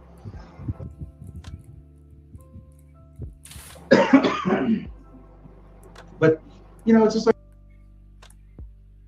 Well, that's too bad, Earl. If you think you need to go because of something you had did to your daughter, then so be it.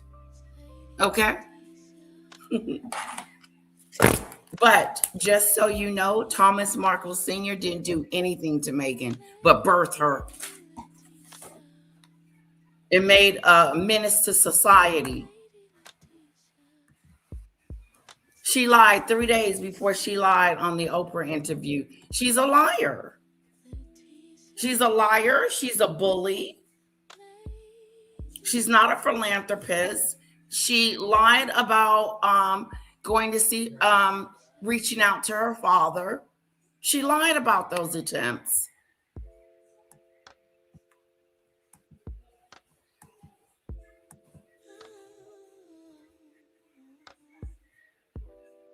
Oh, yeah.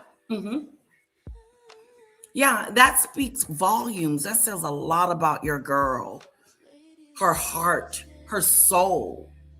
She's a sociopath, a psychopath, and a sociopath in a narcissistic situation. And you know what, Earl? You can have her. But the problem with that is she don't want you.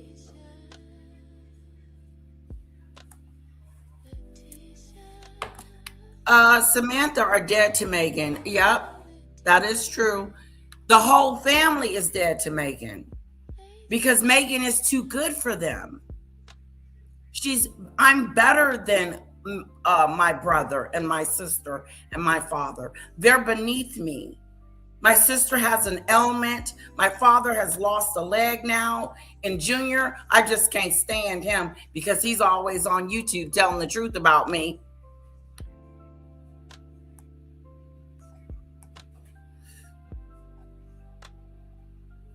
Okay, Demon Dictator. Well, all the caps, Earl. No need for cap letters. Okay. I think there's something with the caps. Which fact, babe? Your facts are not faxing. No, Earl. You in Delulu. I'm sure she saw it. Lisa brought the video back so she could see her dad's leg. What was the point of the video, Earl? Why did your girl send lawyers down to the Philippines to videotape her father's leg if she's dead to him? Move on. Don't say nothing. I think it would be better that way. Okay, Daisy. So glad to see you today. Thank you, Fanadu.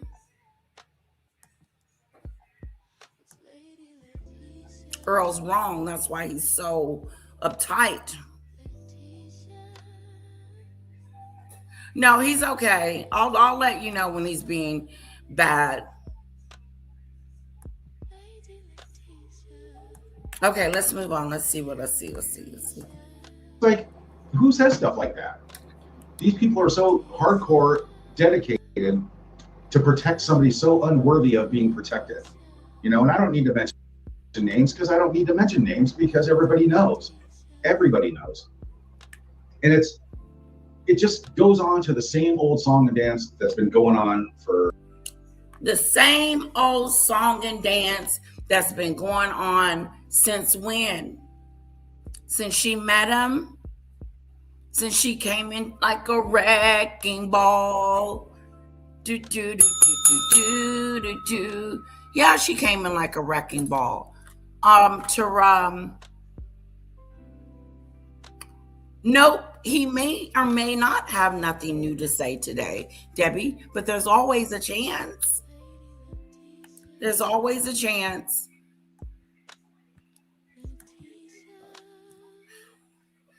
Yeah, Earl, it can be rude.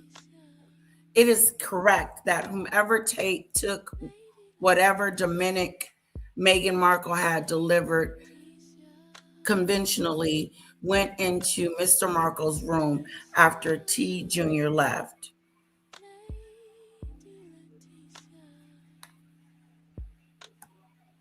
Why? I bet the letter said, leave me the hell alone and don't contact me no more because I'm no longer your daughter, period.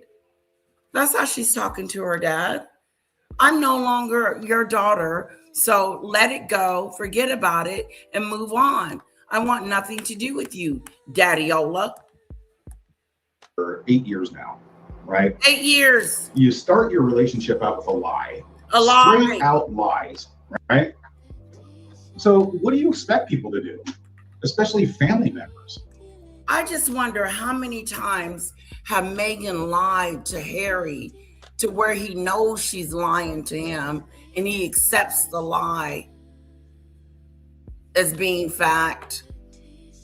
I believe she has damaged Harry's brain cells. Harry ain't harrying it anymore. He's a frog. He's allowed this woman to come in and redirect his path on life, his path with his family and friends, and has destroyed his legacy.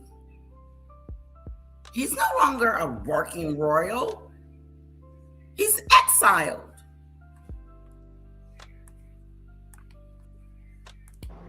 Because that's what you did. And yes, everybody knows it. She because did. We didn't stay silent. We spoke out to protect ourselves and tell the truth. You know, you weren't an orphan, okay? You weren't an orphan. You had a half brother and sister, right? You weren't poor. You didn't have to scrape 2 nickels together at Sizzler Salad Bar and share it with the family either, you know, and it was just one after another. Okay, so that's how all this got started. All right, now I've learned a hell of a lot in the last 4 years about a lot of things, and that's going to come out later, but it's going to come out definitely. Oh, new information. But when you have these people in your pocket, okay, from all the dirty, nasty, whatever connections were made before in the past, you know, and that's really how this happened. And the one person responsible for putting you there is your father. You know, my father put Meghan in this position. Now, it's nobody's fault but hers to sit there and fumble the ball and, you know, do whatever and just keep. She did fumble the ball. She fumbled the ball. And that's what she keeps doing. Tell us, Junior, how she keeps fumbling. You know, telling people lies, you know, and that's how it happened. That right there spawned, you know, 50 other YouTubers, 50 other social media platforms, 50 other, you know, X, Instagram, all of them, right? That's what happened. Nobody else's fault but yours. So, and this one comment really got to me. And that was, this was from, I think 2 days ago or 3 days ago. I don't need to say the name. I'm just going to read the comment. Okay, Tom, remember H used to have Jack Dorsey on speed dial. Okay. So I've wondered whoever if wants has to come H, up and join the live, has H call Dorsey and have him call somebody at YouTube, Google, because they all know each other. And that is spot on the truth right there. Exactly, Michelle E. Meghan is definitely censoring people's voices. And I can vouch for that because I don't even have to say allegedly in my opinion, because I know this for a fact. I've been censored and messed with for 8 years, along with my sister, Samantha, everybody. Earl. Just us and everybody included. Whoever says. Preach on it, Junior. If anybody wants to come up, they're more than welcome. Earl, I'm not Googling anything. If there's something you want me to see, put it in the link. I'm in the middle of a live.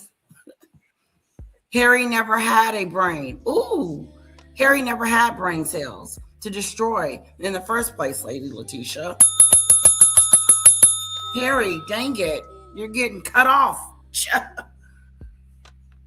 You never had any brain cells. Maybe that's why he was so easily able to be convinced into leaving his home to go live a new life with her in Montecito.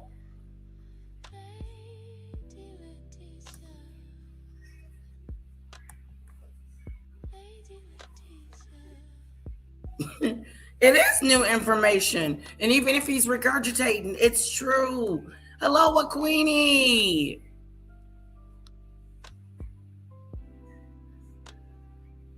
What illustration?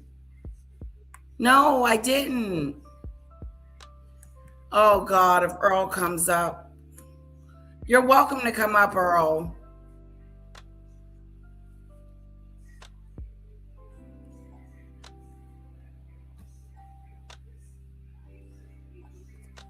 He's been writing a book. He should. Go ahead and get that book out. I would try to remember everything I knew about her, from crawling to eating to walking to school to college. I would even investigate people. Go and he can't write no book. Tom Bauer already wrote it. Harry stays too zooted. Ooh. To pay attention. Harry, are you under the influence? But if he understands, he starts to think about not getting his chicken roasted, and reality goes out the window. Comment of the moment, Michelle E. Anything negative, right? If you don't want people to say negative things about you, by the way, you know, it doesn't take a brain surgeon to figure out what to do, it's pretty simple. So Meghan is definitely censoring people's voices. And they hired goons to shut down a channel named Yankee Wally, right? Now I know about this. 70-year-old disabled pensioner. I know what it concluded. It concluded your girl running around line on the New York police officers and the mayor. That's what happened in New York City. We all saw it with our own eyes. Okay? Earl?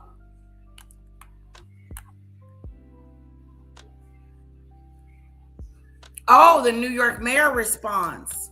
Lisa, let me let you listen to what the mayor said. Whose only lifeline was social media. Just another channel with an opinion, right? Meghan shut her out of every platform, YouTube, Rumble, Twitter, and a couple others. And who does that, right? If you can't dish it out, don't take it. I mean, if you can't take it, don't dish it out. Sorry. It's just incredible, right? And this just goes back, and this has been covered so many times. So you guys want to talk about censoring right now? Normally when I've done this before, I have 4,000 or 5,000 people viewing. Since I got back on, it's very, very little. And I know it's being censored. It's obvious it's being censored. My views used, 20, 30, 40, 50,000 views. Now it's what, 2, 3, 4, 5. So did somebody make a phone call? Does somebody work at YouTube? Is somebody in Meghan's payroll pocket? If I had to put money on it, allegedly, in my opinion, that's my opinion. And that's exactly what's happening. So it's no mystery that from day one, Meghan didn't want anybody to know that she had any family or anything like that. She wanted everybody out of the picture from day one. Ooh. Day one, as soon as she, did all this royal stuff, And Meghan was plotting and planning and trying to figure out a way she was going to dump her family. She's trying to figure out a way to dump her father to the point where he wasn't invited to the wedding. Okay? It was so upsetting to him that he had a heart attack. But did she go see him after the wedding, after his heart attack? Did she call him? Did she check to see if he was okay? Even if you don't even want to talk to your father anymore, the least you could do is call and check on him. You nasty, useless, selfish piece of crap-a-doo. Meghan, that's what you are. You're a fake phony. And I don't care what your father has done. I do. But he's not done anything to you for you to treat him this way. And karma's a bitch. It's going to come biting you on your butt, girl. The way you treat your father is going to come back and get you. It says it in the Bible. Treat your parents when they get older with respect. So much. Honor thy father, thy mother. This girl is, to me, not only is she dangerous, but if you come in contact with her, you're going to get markled. She's going to befriend you, and then she's going to throw you out to the wolves and said she never even knew you. Good luck on bouncing back.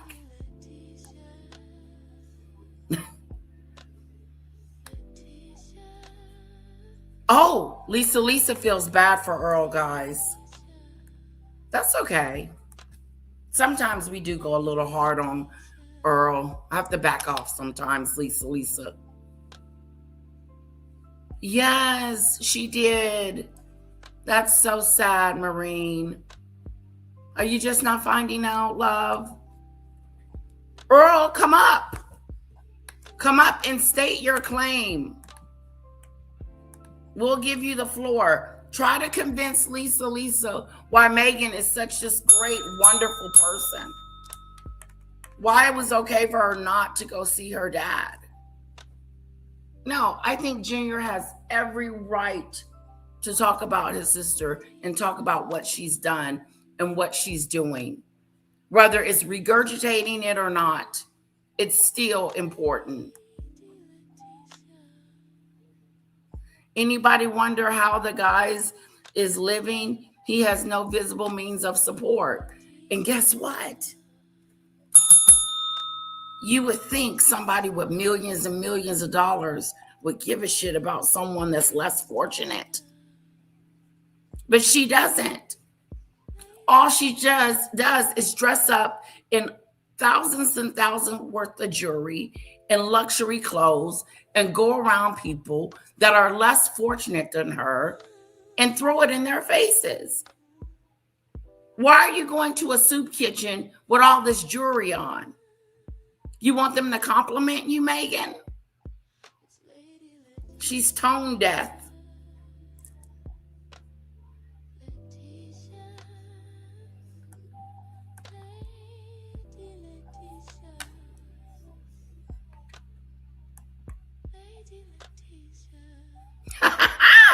Lisa got your back, Earl. Come on up. Tell your side of the story. His side is Meghan's side. So take it for what it's worth. And she made this mess. And she made this mess. The mess that she's in, the mess that she's made, the messes that she has done, she's created all these messes. She's a bully. She's been investigated. She's demon dictator in heels. She's been investigated. She left the royal family for a better life, as she said. Is it better or is it getting worse? Hollywood has kicked her out. The UK has kicked her out. Americans have kicked her out. Australia has kicked her out. No one but the Sussex squad cares. Allegedly, in my opinion, her charity scam money is paying to clean it up. Allegedly, in my opinion, of course. That's just my opinion. Because you would think that there is somebody definitely out there funding this, and it's probably a bunch of dirty secret favors. And maybe they're on the hook, maybe they're implicated, maybe they have to do it, so somebody stays silent. I don't know. But it's a pretty messed up world right now when everybody really just opens up their eyes and really look what's going on in every country. Censorship is just destroying everything. There is no freedom of speech. You're being watched 24 hours a day. You can't say this, you can't say that. But no, just keep doing what we tell you to do. And it's all just a big circle of money. And they all protect each other. And nothing's getting done about it. So it's like stuff like this, it's just crazy. People, right? Other channels, many other channels, the death threats, the attempted home invasions, the arson, the stalking. It's pretty serious. And these are just a bunch of morons who just say, oh yeah, I'll go do that. Yeah, just give, and they just, you pay them a few bucks and they go do it because they're stupid, right? Who knows? But we can all just hope that one day this all comes to just a screeching halt. And it's just so hard. It's so frustrating for everybody on YouTube, everybody on all the other social media platforms, right? You're allowed to go out there and, be a hypocrite and do everything ass backwards, and pretend you're this person and pretend you're that person and pretend you're this nice and pretend you're just so, oh my God, over the top special. Preach. When you Preach, do everything honey. in the background, ass backwards, and it's just all opposite of what you're trying to portray. It doesn't take Preach it. very, oh my God, over the top special. when you do everything in the background ass backwards, and it's just all opposite of what you're trying to portray. It doesn't take very, very many brain cells to figure out like what's going on. And that's just not me. That's just everybody, right? You can, fool me once, not gonna, fool me twice, ain't gonna happen. And that's the way it goes with the general public, because everybody sees through you like a wet paper towel. There's nothing there. So it's just really, really, really disturbing that, people that, have befriended me on the internet, befriended me on YouTube, get harassed so bad, a lot of people, to where they have to actually make police reports. And it's just, it's pretty sad.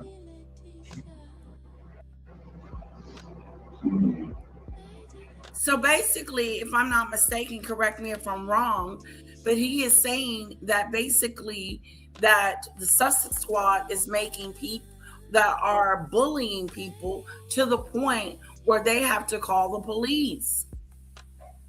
The brother seems like a grifter. He is grifting off his sister's name, but getting info the same way you do, LL. That's true. That's absolutely true, Lisa. But I still feel like he is still a part of Meghan. He is not royalty, but he has a royal sister, half royal sister. And it's interesting to me to find out what he has to say, even if he's regurgitating it about what the media is saying. But nothing wrong with reminding us of who she is as a person. And I would be doing the same thing he's doing. As a matter of fact, I'll be grifting harder. Yeah, I'll be grifting a lot harder. I'll be making a lot more money. That book he said he was going to write, I probably would have wrote that already. She ain't giving me no money. She ain't giving nobody no dollar or no quarter or no super sticker. No. She's a cheap, rich. Give you the mayor. Let's do the mayor's response. This is what the mayor said after she lied, Lisa, about a 2-hour car chase in Manhattan. Okay. Sure, highly sensitive. Please make your suggestion.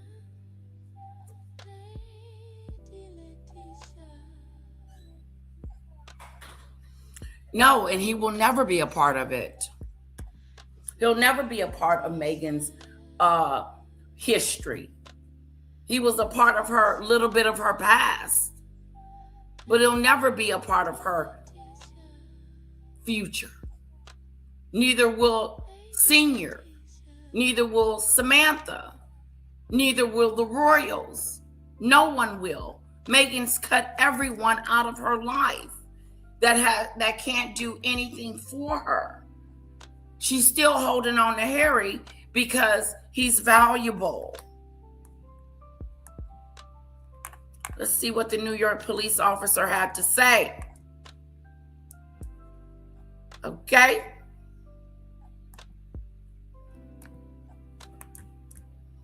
This is what he said to us all, that basically Meghan was lying. Okay? Now, you don't have to believe me, but here it is right here.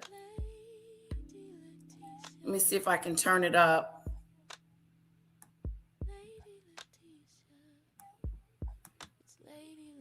All right.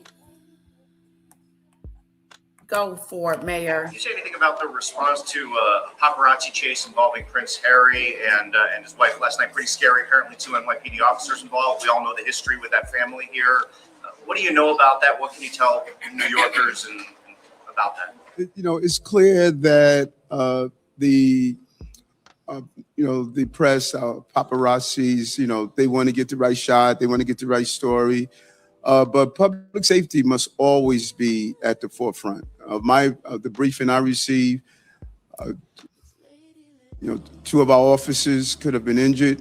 New York City is different from a small town somewhere. You shouldn't be speeding anywhere, but this is a densely populated city. And I think all of us, I don't think there's many of us who don't recall how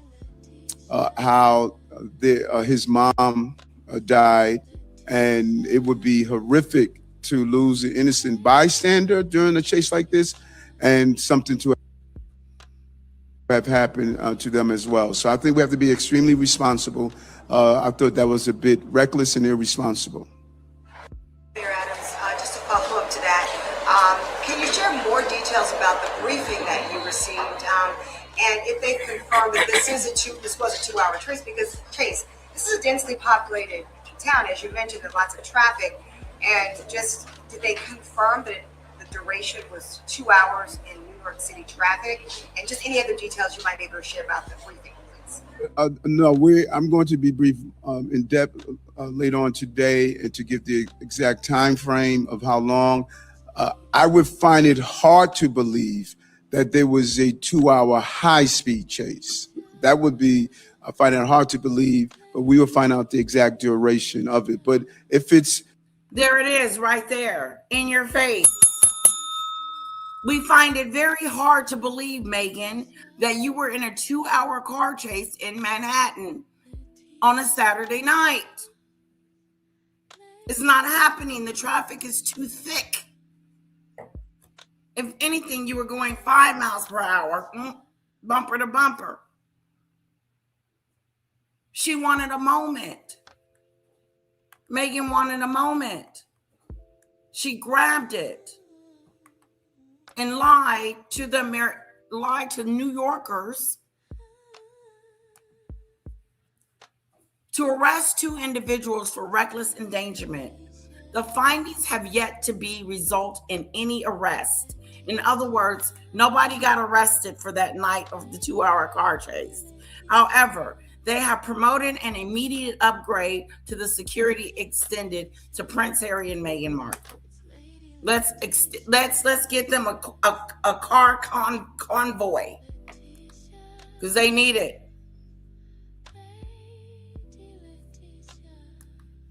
They're special. We're special. There was never a high-speed chase. The mayor is telling us it is highly unlikely for there to be a 2-hour car chase in Manhattan. Stop lying, Meghan. Stop wanting attention. Stop it. 10 minutes, a 10-minute chase is extremely dangerous in New York City.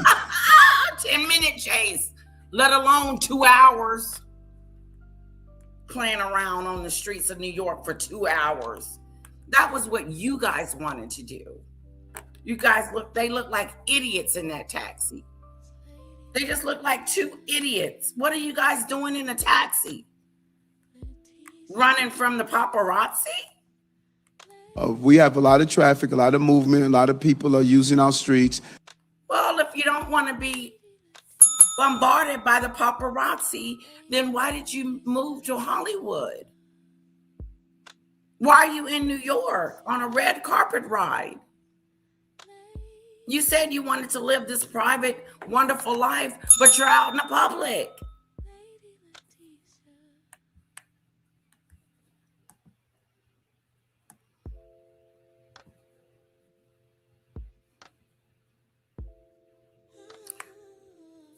We didn't complain about it. We just thought it was excessive. Or how about excessive? An excessive amount of security for nobody that was there. And where was the crowds?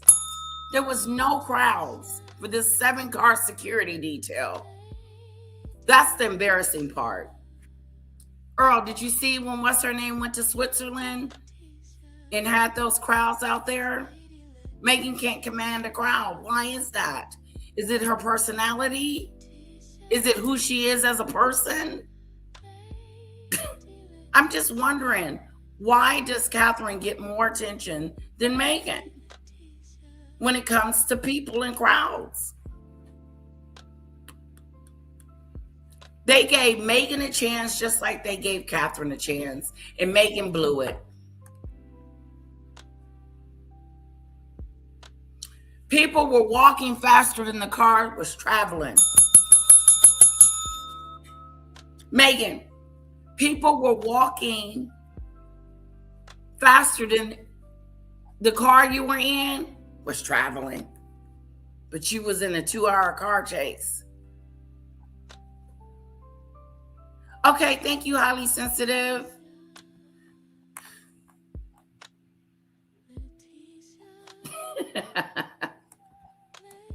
Any type of high-speed chase that involves something of that nature is inappropriate. You know, police do it under limited circumstances when they're going after violent people, but to do it because you want to get the right shot can turn out to be a place where people can be harmed in a real way. All right. Let's see. Let's get back to Junior. Junior said he's under attack by Meghan's minions. And I'm sorry, Junior, but you put yourself in this situation.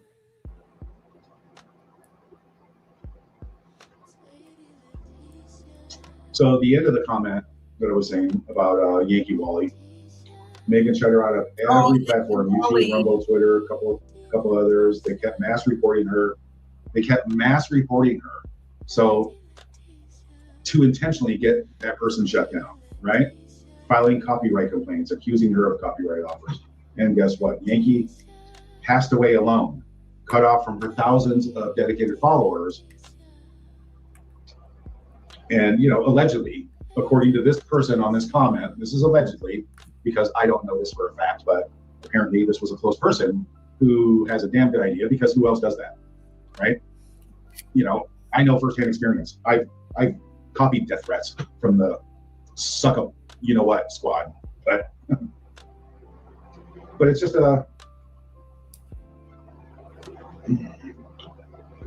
just Meghan doesn't want to have anybody make any money, and she definitely wants, you know, the Markles to be financially cut off from whatever resource or whatever. Do you guys think that? Do you guys think that Meghan wants the Markles cut off financially from anything? I don't really think she gives a damn, to be honest. I don't think she thinks that far, Thomas Jr. I don't think she cares about your financial situation, nor your dad's. Just check this out. You got, let's pretend for a second. You got Thomas Markle Jr. and let's say he's homeless. Okay? And this is Meghan's brother. And everybody wants to help him, but nobody's helping him. Okay? Nobody's helping Thomas Markle. He's out on the street. He's living on the street. Let's say that. And Meghan knows this. She knows this. Do you think that she would come off her throne and help her lost long brother that's out on the street?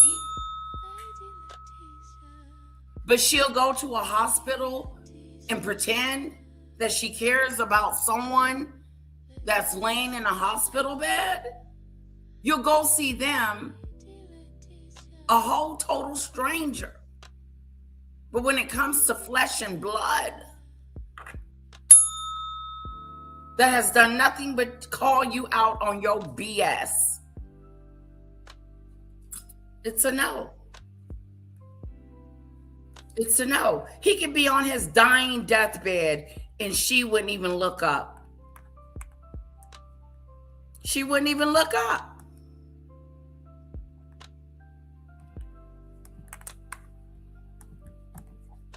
For money they're coming out, and that's her objective, allegedly, in my opinion, right?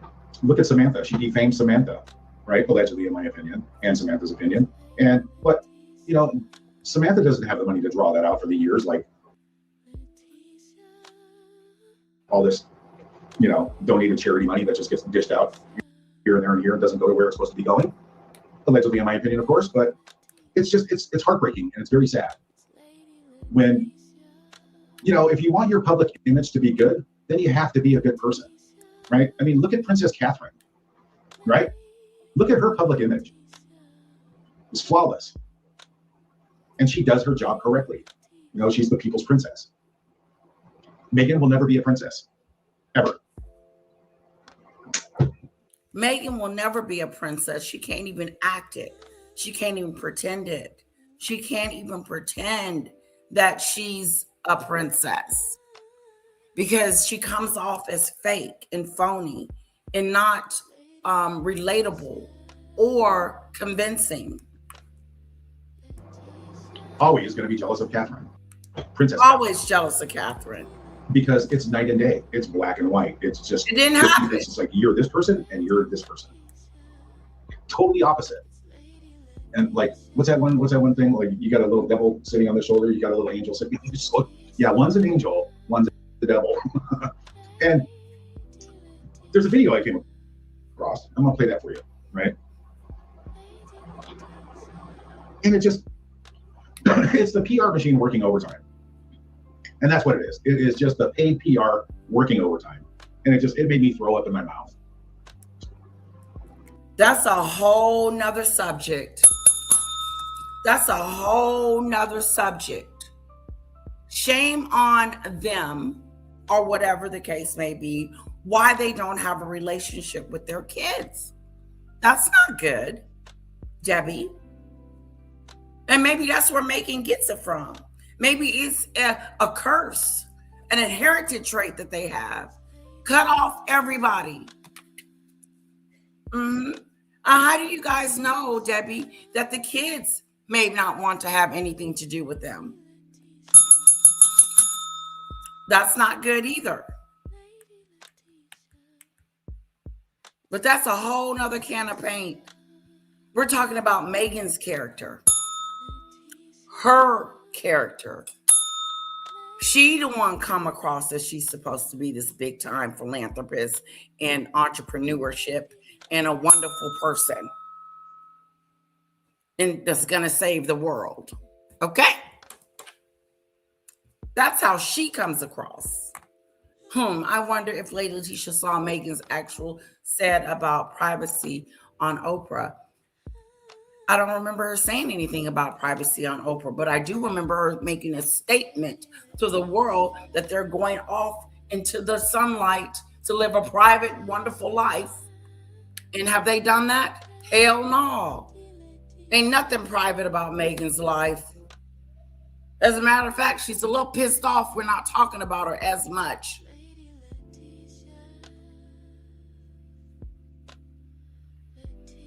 Who is Nancy Sidley? Is she okay? The Sidley twins?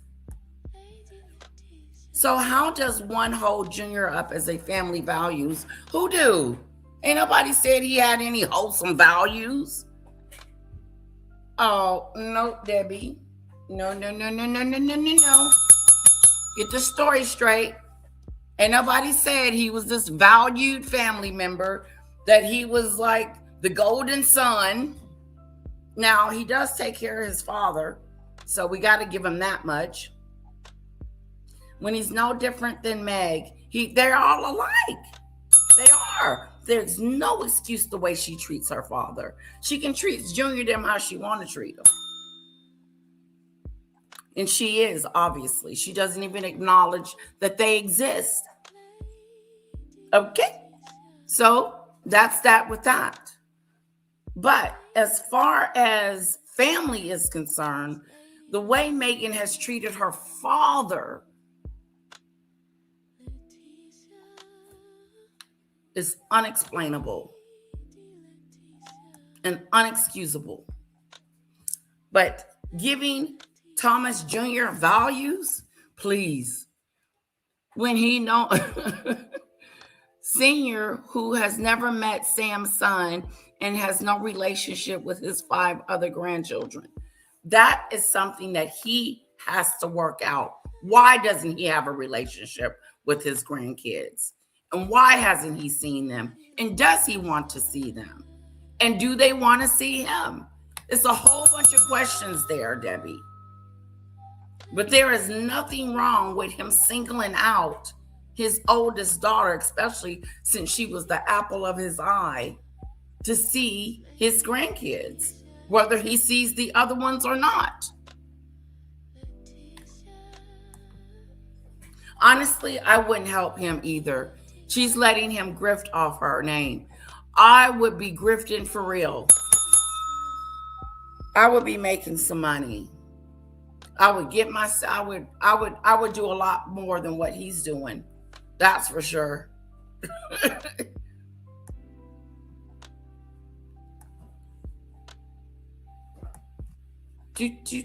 LL, do you know about the letter Junior addressed to Harry before the wedding? I sure do. And it looked like he should have took heed to that. And he didn't. He warned Harry.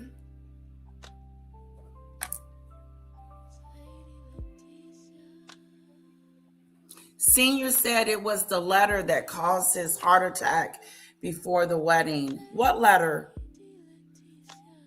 Hello, Ziggy Lee chick with the crown. Oh, yeah, he could be.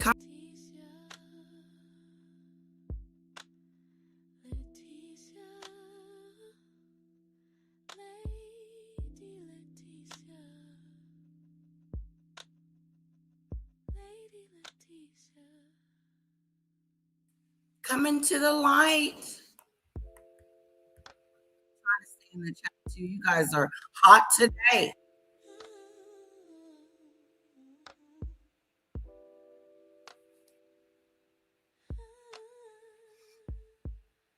I'm talking about her character, who she is as a person. It's all about who she is, especially when she's trying to portray herself as this wholesome, godly, wonderful, awesome person that cares about everybody. You got to care about family first. It just makes sense.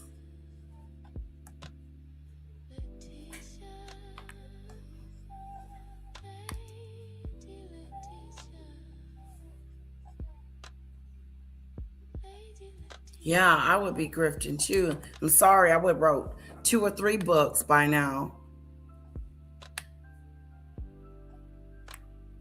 But I wouldn't do half the things that Thomas Jr. is doing. I would talk about her though, like I do now. But I would talk about her as if she was my sister, it would be on like a chicken bone.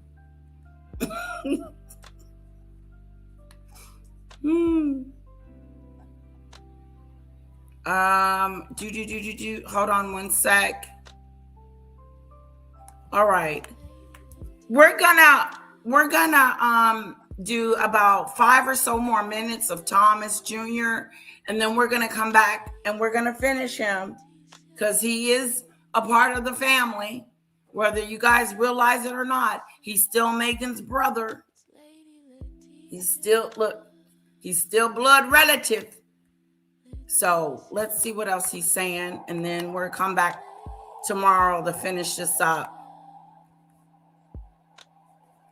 As a matter of fact, I'm going to stop right here with him. And then I wanted to talk about Meghan real quick.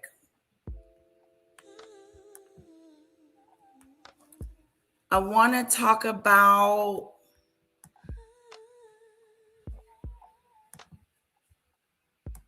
Meghan's not happy right now, okay?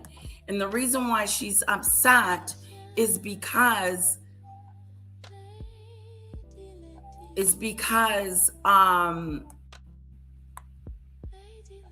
she's not getting enough attention. So last time she wasn't getting a lot of attention, she did that twerk off. Remember the twerk? Or remember when your daughter was twerking it? Now she's trying to get rid of these products.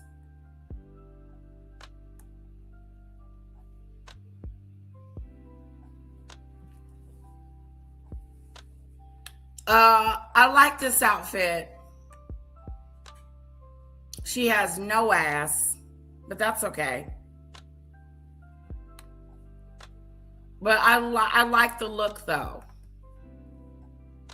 Let's give her that much. All right. Now,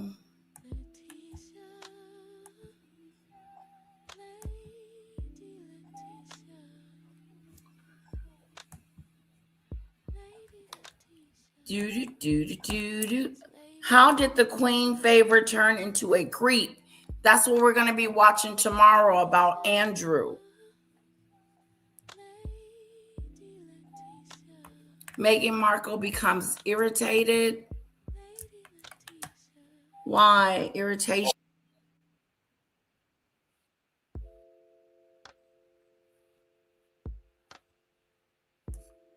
Meghan has become irrelevant in a sense, okay, guys? Not totally, completely gone off the rails, but Meghan is losing her luster. She's losing support. She's losing popularity. She's losing friendships. She's losing deals. She's losing money. She's going through a losing streak.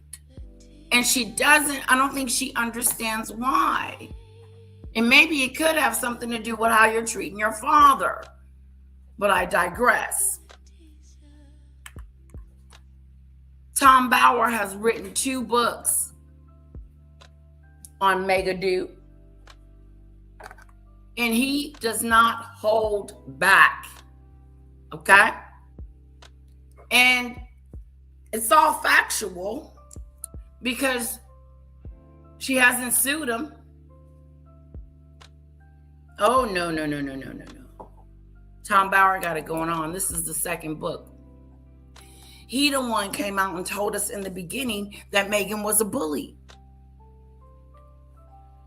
He the one came out early on to tell us that Meghan wasn't a philanthropist, that she's not this nice, kind, gentle soul. She's the opposite.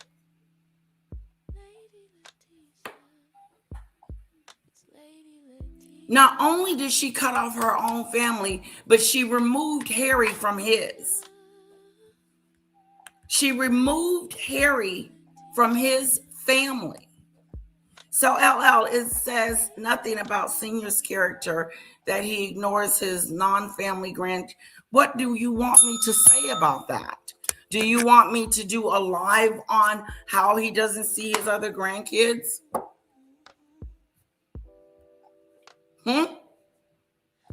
Hello?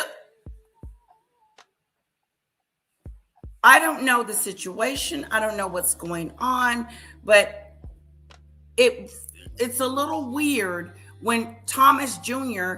and the other sister, Samantha, doesn't have relationships with their kids. There's, like Lisa said, there's a problem here. And Meghan gets it good. It's a pattern. So whatever Meghan is going through, they're going through the same thing in a sense. When I say going through the same thing, I mean that they're just like her.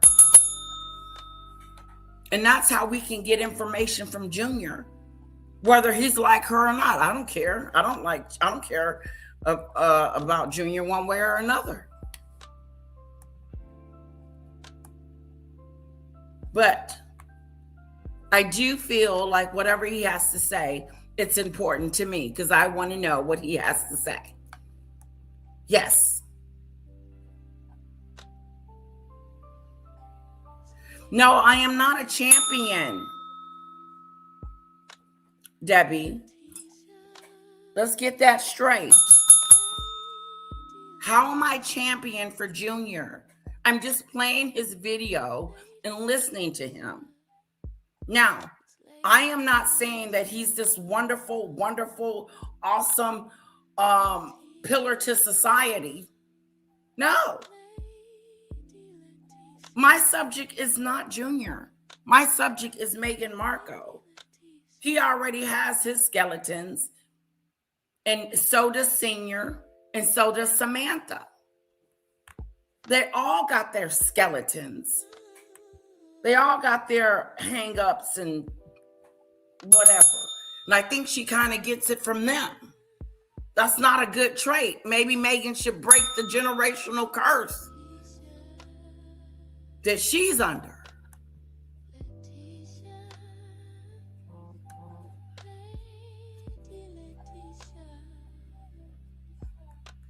Oh, that letter, Maureen. The letter that Meghan sent her father, and he had a heart attack after that. Oh, wow. That's what I'm talking about. Cruelty at its best. As far as Meghan twerking, you as a Black woman should know how Black women are over-sexualized in the media. I don't know what the hell you're talking about, Earl. What does that got to do with apples and freaking oranges?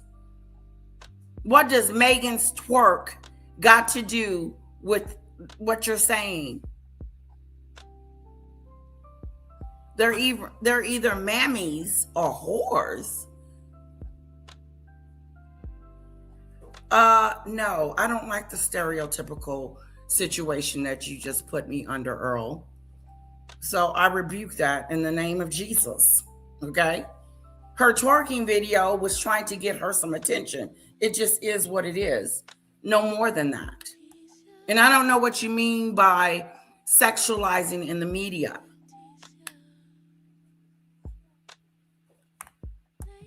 Anyway.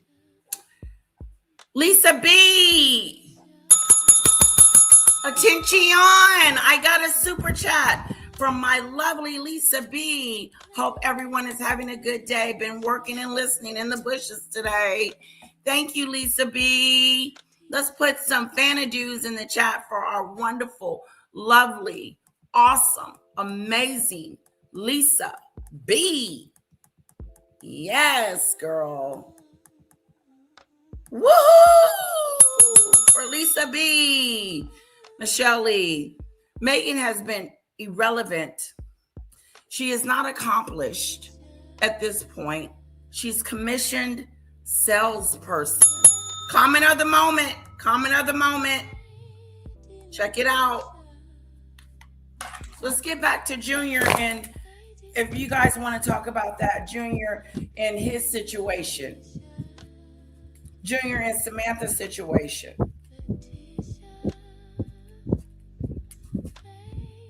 Now, if Meghan was vindictive and wanted to, she could easily get her a podcast and say, well, you know, my brother and sister don't see their kids, and my father hasn't seen them either.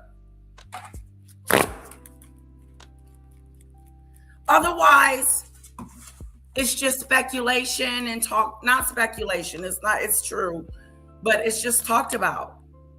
It is what it is.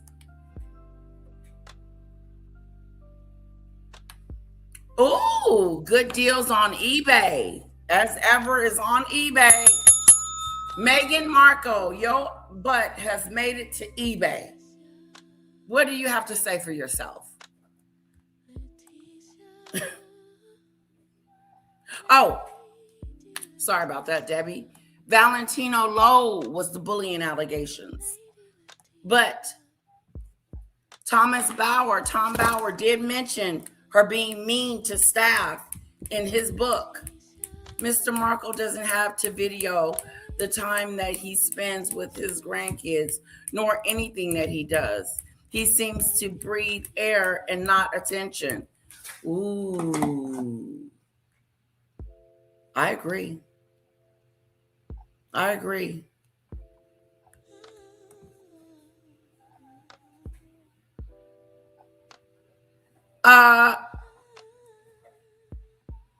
He probably does lie. I'm not here to defend that.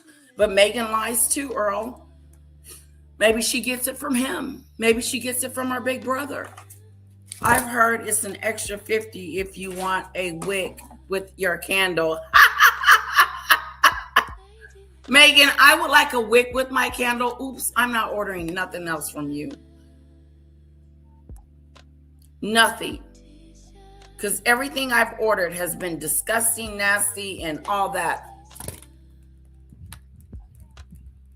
Okay, Lisa. You got to be more careful who you listening to. Earl ain't right, girl. Earl ain't right.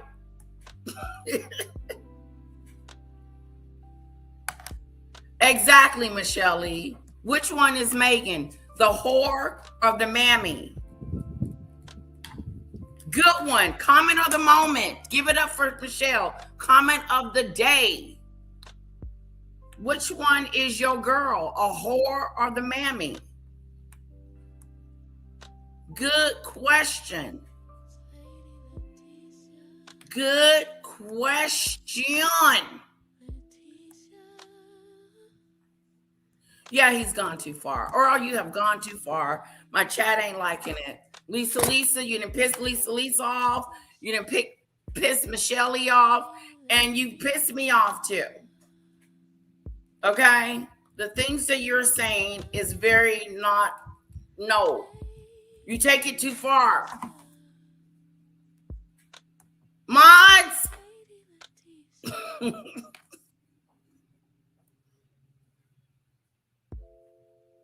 Oh, wow, they're the same age as Harry. Give or take a few years. Wow, they're grown.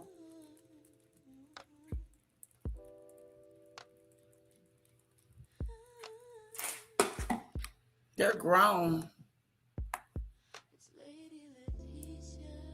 Mammy and whore stereotype. And don't be putting us in no list. Don't be putting us in no category like that, Earl.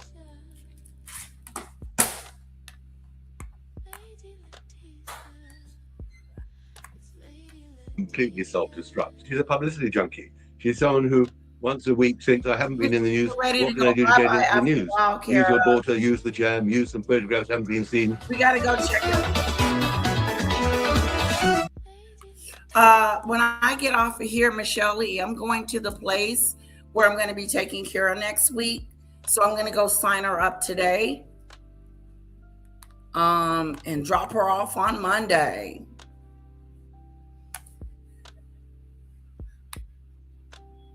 Oh, why would you see? I didn't say he was all credible. I just said I wanted to hear what he had to say.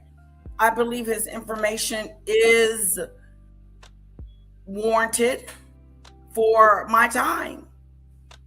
That's why I think Thomas Jr. is interesting. Not credible, but interesting. And you can fact check whatever you want to fact check. But so far, he's been telling the truth on Meghan. Megadu.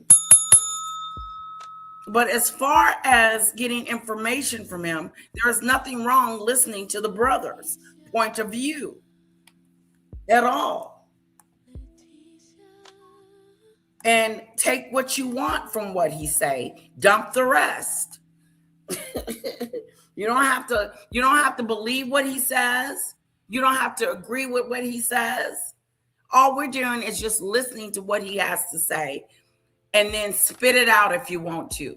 But in the meantime, I think we're going to be digging into Junior. We're going to find out what's going on with Junior. And Junior may or may not spill the beans.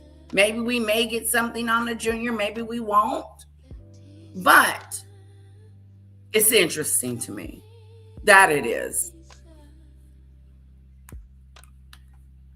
Yeah, he takes it too far, Demon Dictator. Hi everyone, Kinsey Schofield here, and welcome to Recollections May Vary, a royal recap. Today, investigative author Tom Bauer is in the hot seat. The writer behind Revenge and Betrayal joins me to break down some of the biggest royal headlines over the month of May. From palace prison predictions taken place in 2010. These were, the headlines, I believe it was Friday morning, maybe Thursday or Friday morning that came out. King Charles over the weekend reportedly keeping his distance from his brother, despite staying just a few miles away from him at the Sandringham estate. Other than Virginia Giuffre, no other women have stepped forward and claimed. And when you see headlines about things, but the reality of Andrew, nothing actually comes to fruition, and they will say he got away with it scot-free, voluntarily jumped on an airplane and went to because Betrayal was released this year. And I felt like the second Betrayal was released, of course, they accuse you of, I don't even remember the way that they phrased it, that they accused you of having it out for them and not having your facts straight, which is hilarious coming from my truth. Oh, it sounds like Meghan and Harry pushed back on Bauer's book and said it wasn't true. You can say it wasn't true all day long, Meghan, but if you're not going to sue him for the things that he has said, then let it go, girl.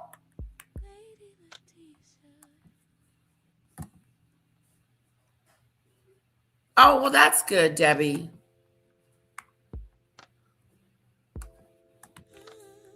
Truth couple. But Betrayal comes out, and it almost seems as if there is a wild PR pivot right after your book is released. And maybe it's the departure of Meredith Maines. I don't know. But now Meghan Markle is Mother of the Year. She's really trying to push the family stuff, Disneyland pictures, all of this happy-go-lucky, no, I'm not a mean girl, I'm a sweet mom, story. This is the thing. This is the thing about Meghan. If Earl is still here, everybody says the same thing about her. We just got through watching Junior, and Junior just said she is not popular. And so did Kinsley. Like, the world is aware that Meghan is not this likable person. So no matter what fire she shows up at, whatever charity event that she shows up at, it's fake. It's really, really fake. And pretending to be the greatest mom on earth is funny too. Harry is in the Ukraine. Harry is writing articles about anti-Semitism in the UK. First of all, let me ask, am I crazy in feeling like there's been a shift in the tone or the shift in the way that they present? Oh, Debbie, he has been telling the truth about Meghan. When he comes up with a story or tells us about what she's done, it's true. Now, you can debunk anything he wants to say when we watch him. Go for it. But for the very most part of everything, when it comes to Meghan, he's on point. Well, he can use other people's stories. He doesn't know her, like you said. He doesn't have a relationship with her. He doesn't know anything. He knows what we know. But I want to know about what's going on with the father. Every now and then he might throw some stuff out there. But I want to dig a little deeper. I want him to go a little deeper with what he's talking about. I don't care where he takes it. I'm going to listen. Present themselves in 2026. No, I think you're absolutely right. And to those of you that don't watch him, don't like him, but you watch him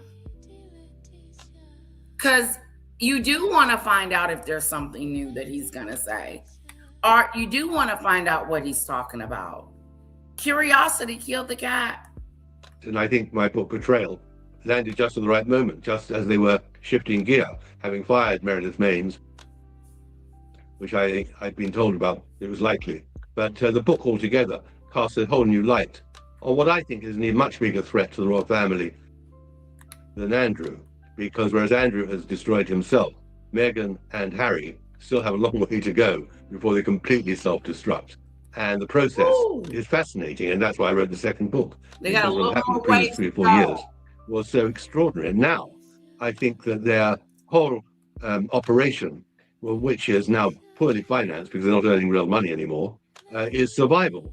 They are desperate to make sure they don't go under and finding ways in which they can somehow prove still relevant. And that isn't easy because, frankly, they're not relevant. other than the potential damage they can do to the royal family in Britain. But also it's fascinating to watch how they slowly are falling. I mean, there's no doubt the descent is much more interesting now than the ascent. Hey, guys. And that may be prolonged, we don't know yet. You talk about desperate. What was your reaction? Because mine was disbelief when you realized that someone from Meghan's camp approved uploading pictures of Meghan with sick children, with victims and survivors of the Bondi Beach shooting up on an app where you can purchase the clothing she's wearing while sitting next to these families and these sick children. Desperation is like... She doesn't give a damn. She doesn't care about people. She doesn't think about people, about how they're feeling and what they're going through and all this other stuff. Hey guys, check this out. I can't show you it. Put a 1 in the chat if you want me to buy Tom Bower's book and we play the audio. I probably won't be able to play the audio, but I wanted to. Yeah, he probably did read it online. But it doesn't take a rocket scientist to know that she's not popular. So far, he knows just as much as we know. But I liked for him to regurgitate or to re-speak about who she is, because it's true. Yeah, I want to buy the book. I'm on the cusp of buying the book. The cusp. Let's see if I wanted to get anything else, because you know she needs attention.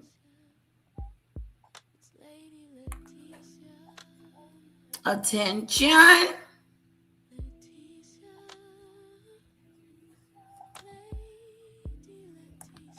Like the best way to describe that. But there's also like a little bit of shamelessness in there that it's really hard to comprehend, that somebody would be like, yeah, I'm thinking about all the steps and all the repercussions, and it's all systems go. The exploitation of the situation. Yeah. I mean, it worked for Meghan when she was in the so-called royal tour, which I describe in Betrayal, in Nigeria and then in Colombia.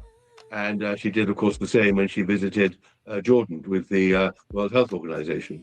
But Bondi Beach was a terrible, terrible mistake, as was her trip to Australia. She fell flat on her face.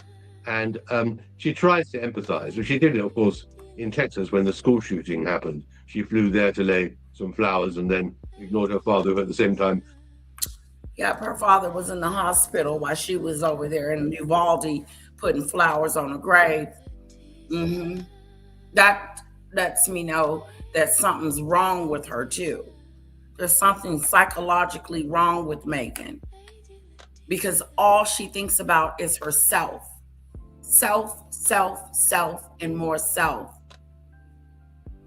And I was thinking, guys, that maybe if I buy the book and do what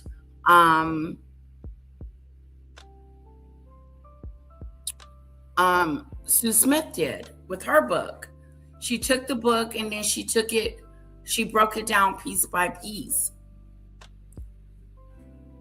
So I'm thinking about doing that for you guys, but I'll do that as a video. I won't do it as live. I won't do a live. I'll do a video. I read his transcripts to see what he's going to be grifting off today. Now, if he really wanted to up his profile, then he would be sharing more stories of his dad. You know what, Debbie? I would. I think he needs to regroup on his whole thinking and everything. I agree with you. Yep.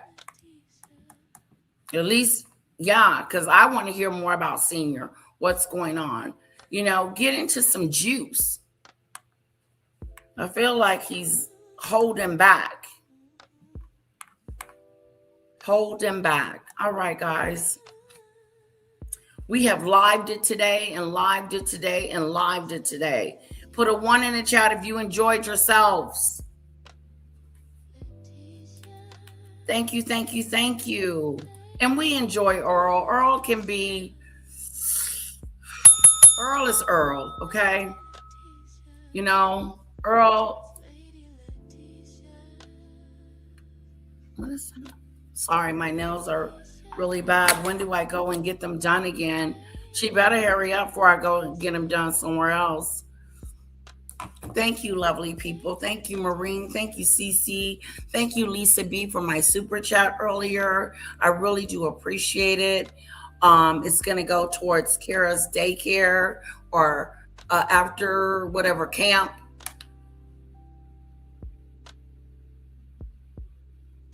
Oh, you kicked him out.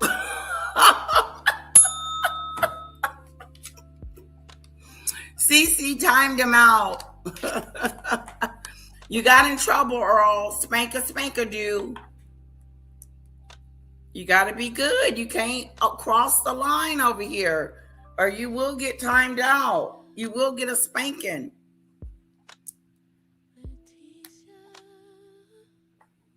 Oh, Lisa B says, Earl, you done messed up. You done messed up royally. Lisa B said that wasn't cool at all. And I'm like, you, who is the hoe? Who's the mammy? What are you talking about? Stereotyping. That's that stupid stuff. Yeah, I didn't like it either, Lisa B. Very disturbing comment. All right, lovelies, have a wonderful day. I hope you enjoyed the live. I hope it was informative. I hope we got some stuff out of it. And what I want to do is, because we talked about Catherine, the Princess of Wales, under attack. What do Thomas Markle Jr. have to say to us today? And who cares, Meghan?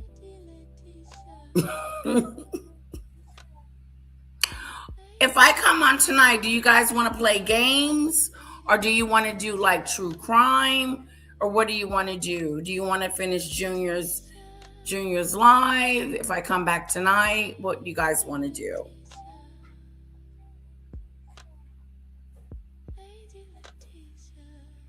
Okay, Pickles. Yeah, let me know if you guys want to. We can do games tonight. I know we did it yesterday. So, or we could do. Oh, I do, CC. I got award coverage. Let's do that. If I come back tonight, let's up that and do the awards situation. Okay, we'll do the awards. Thank you, CC. Bye-bye, lovelies. Bye-bye, CC. Bye, Lisa B. Hello, Shanoa. Oh, I'm sorry. Yeah, and I think it's my fault that you didn't get a notification because I changed the time. Yeah, I switched the time out. I'm okay with team decisions. Okay. Wonderful, Lisa. Okay, yeah, we'll do the award situation and maybe play some games after, but we'll see. We'll make him back tonight. Have a wonderful Friday, guys. And I love you.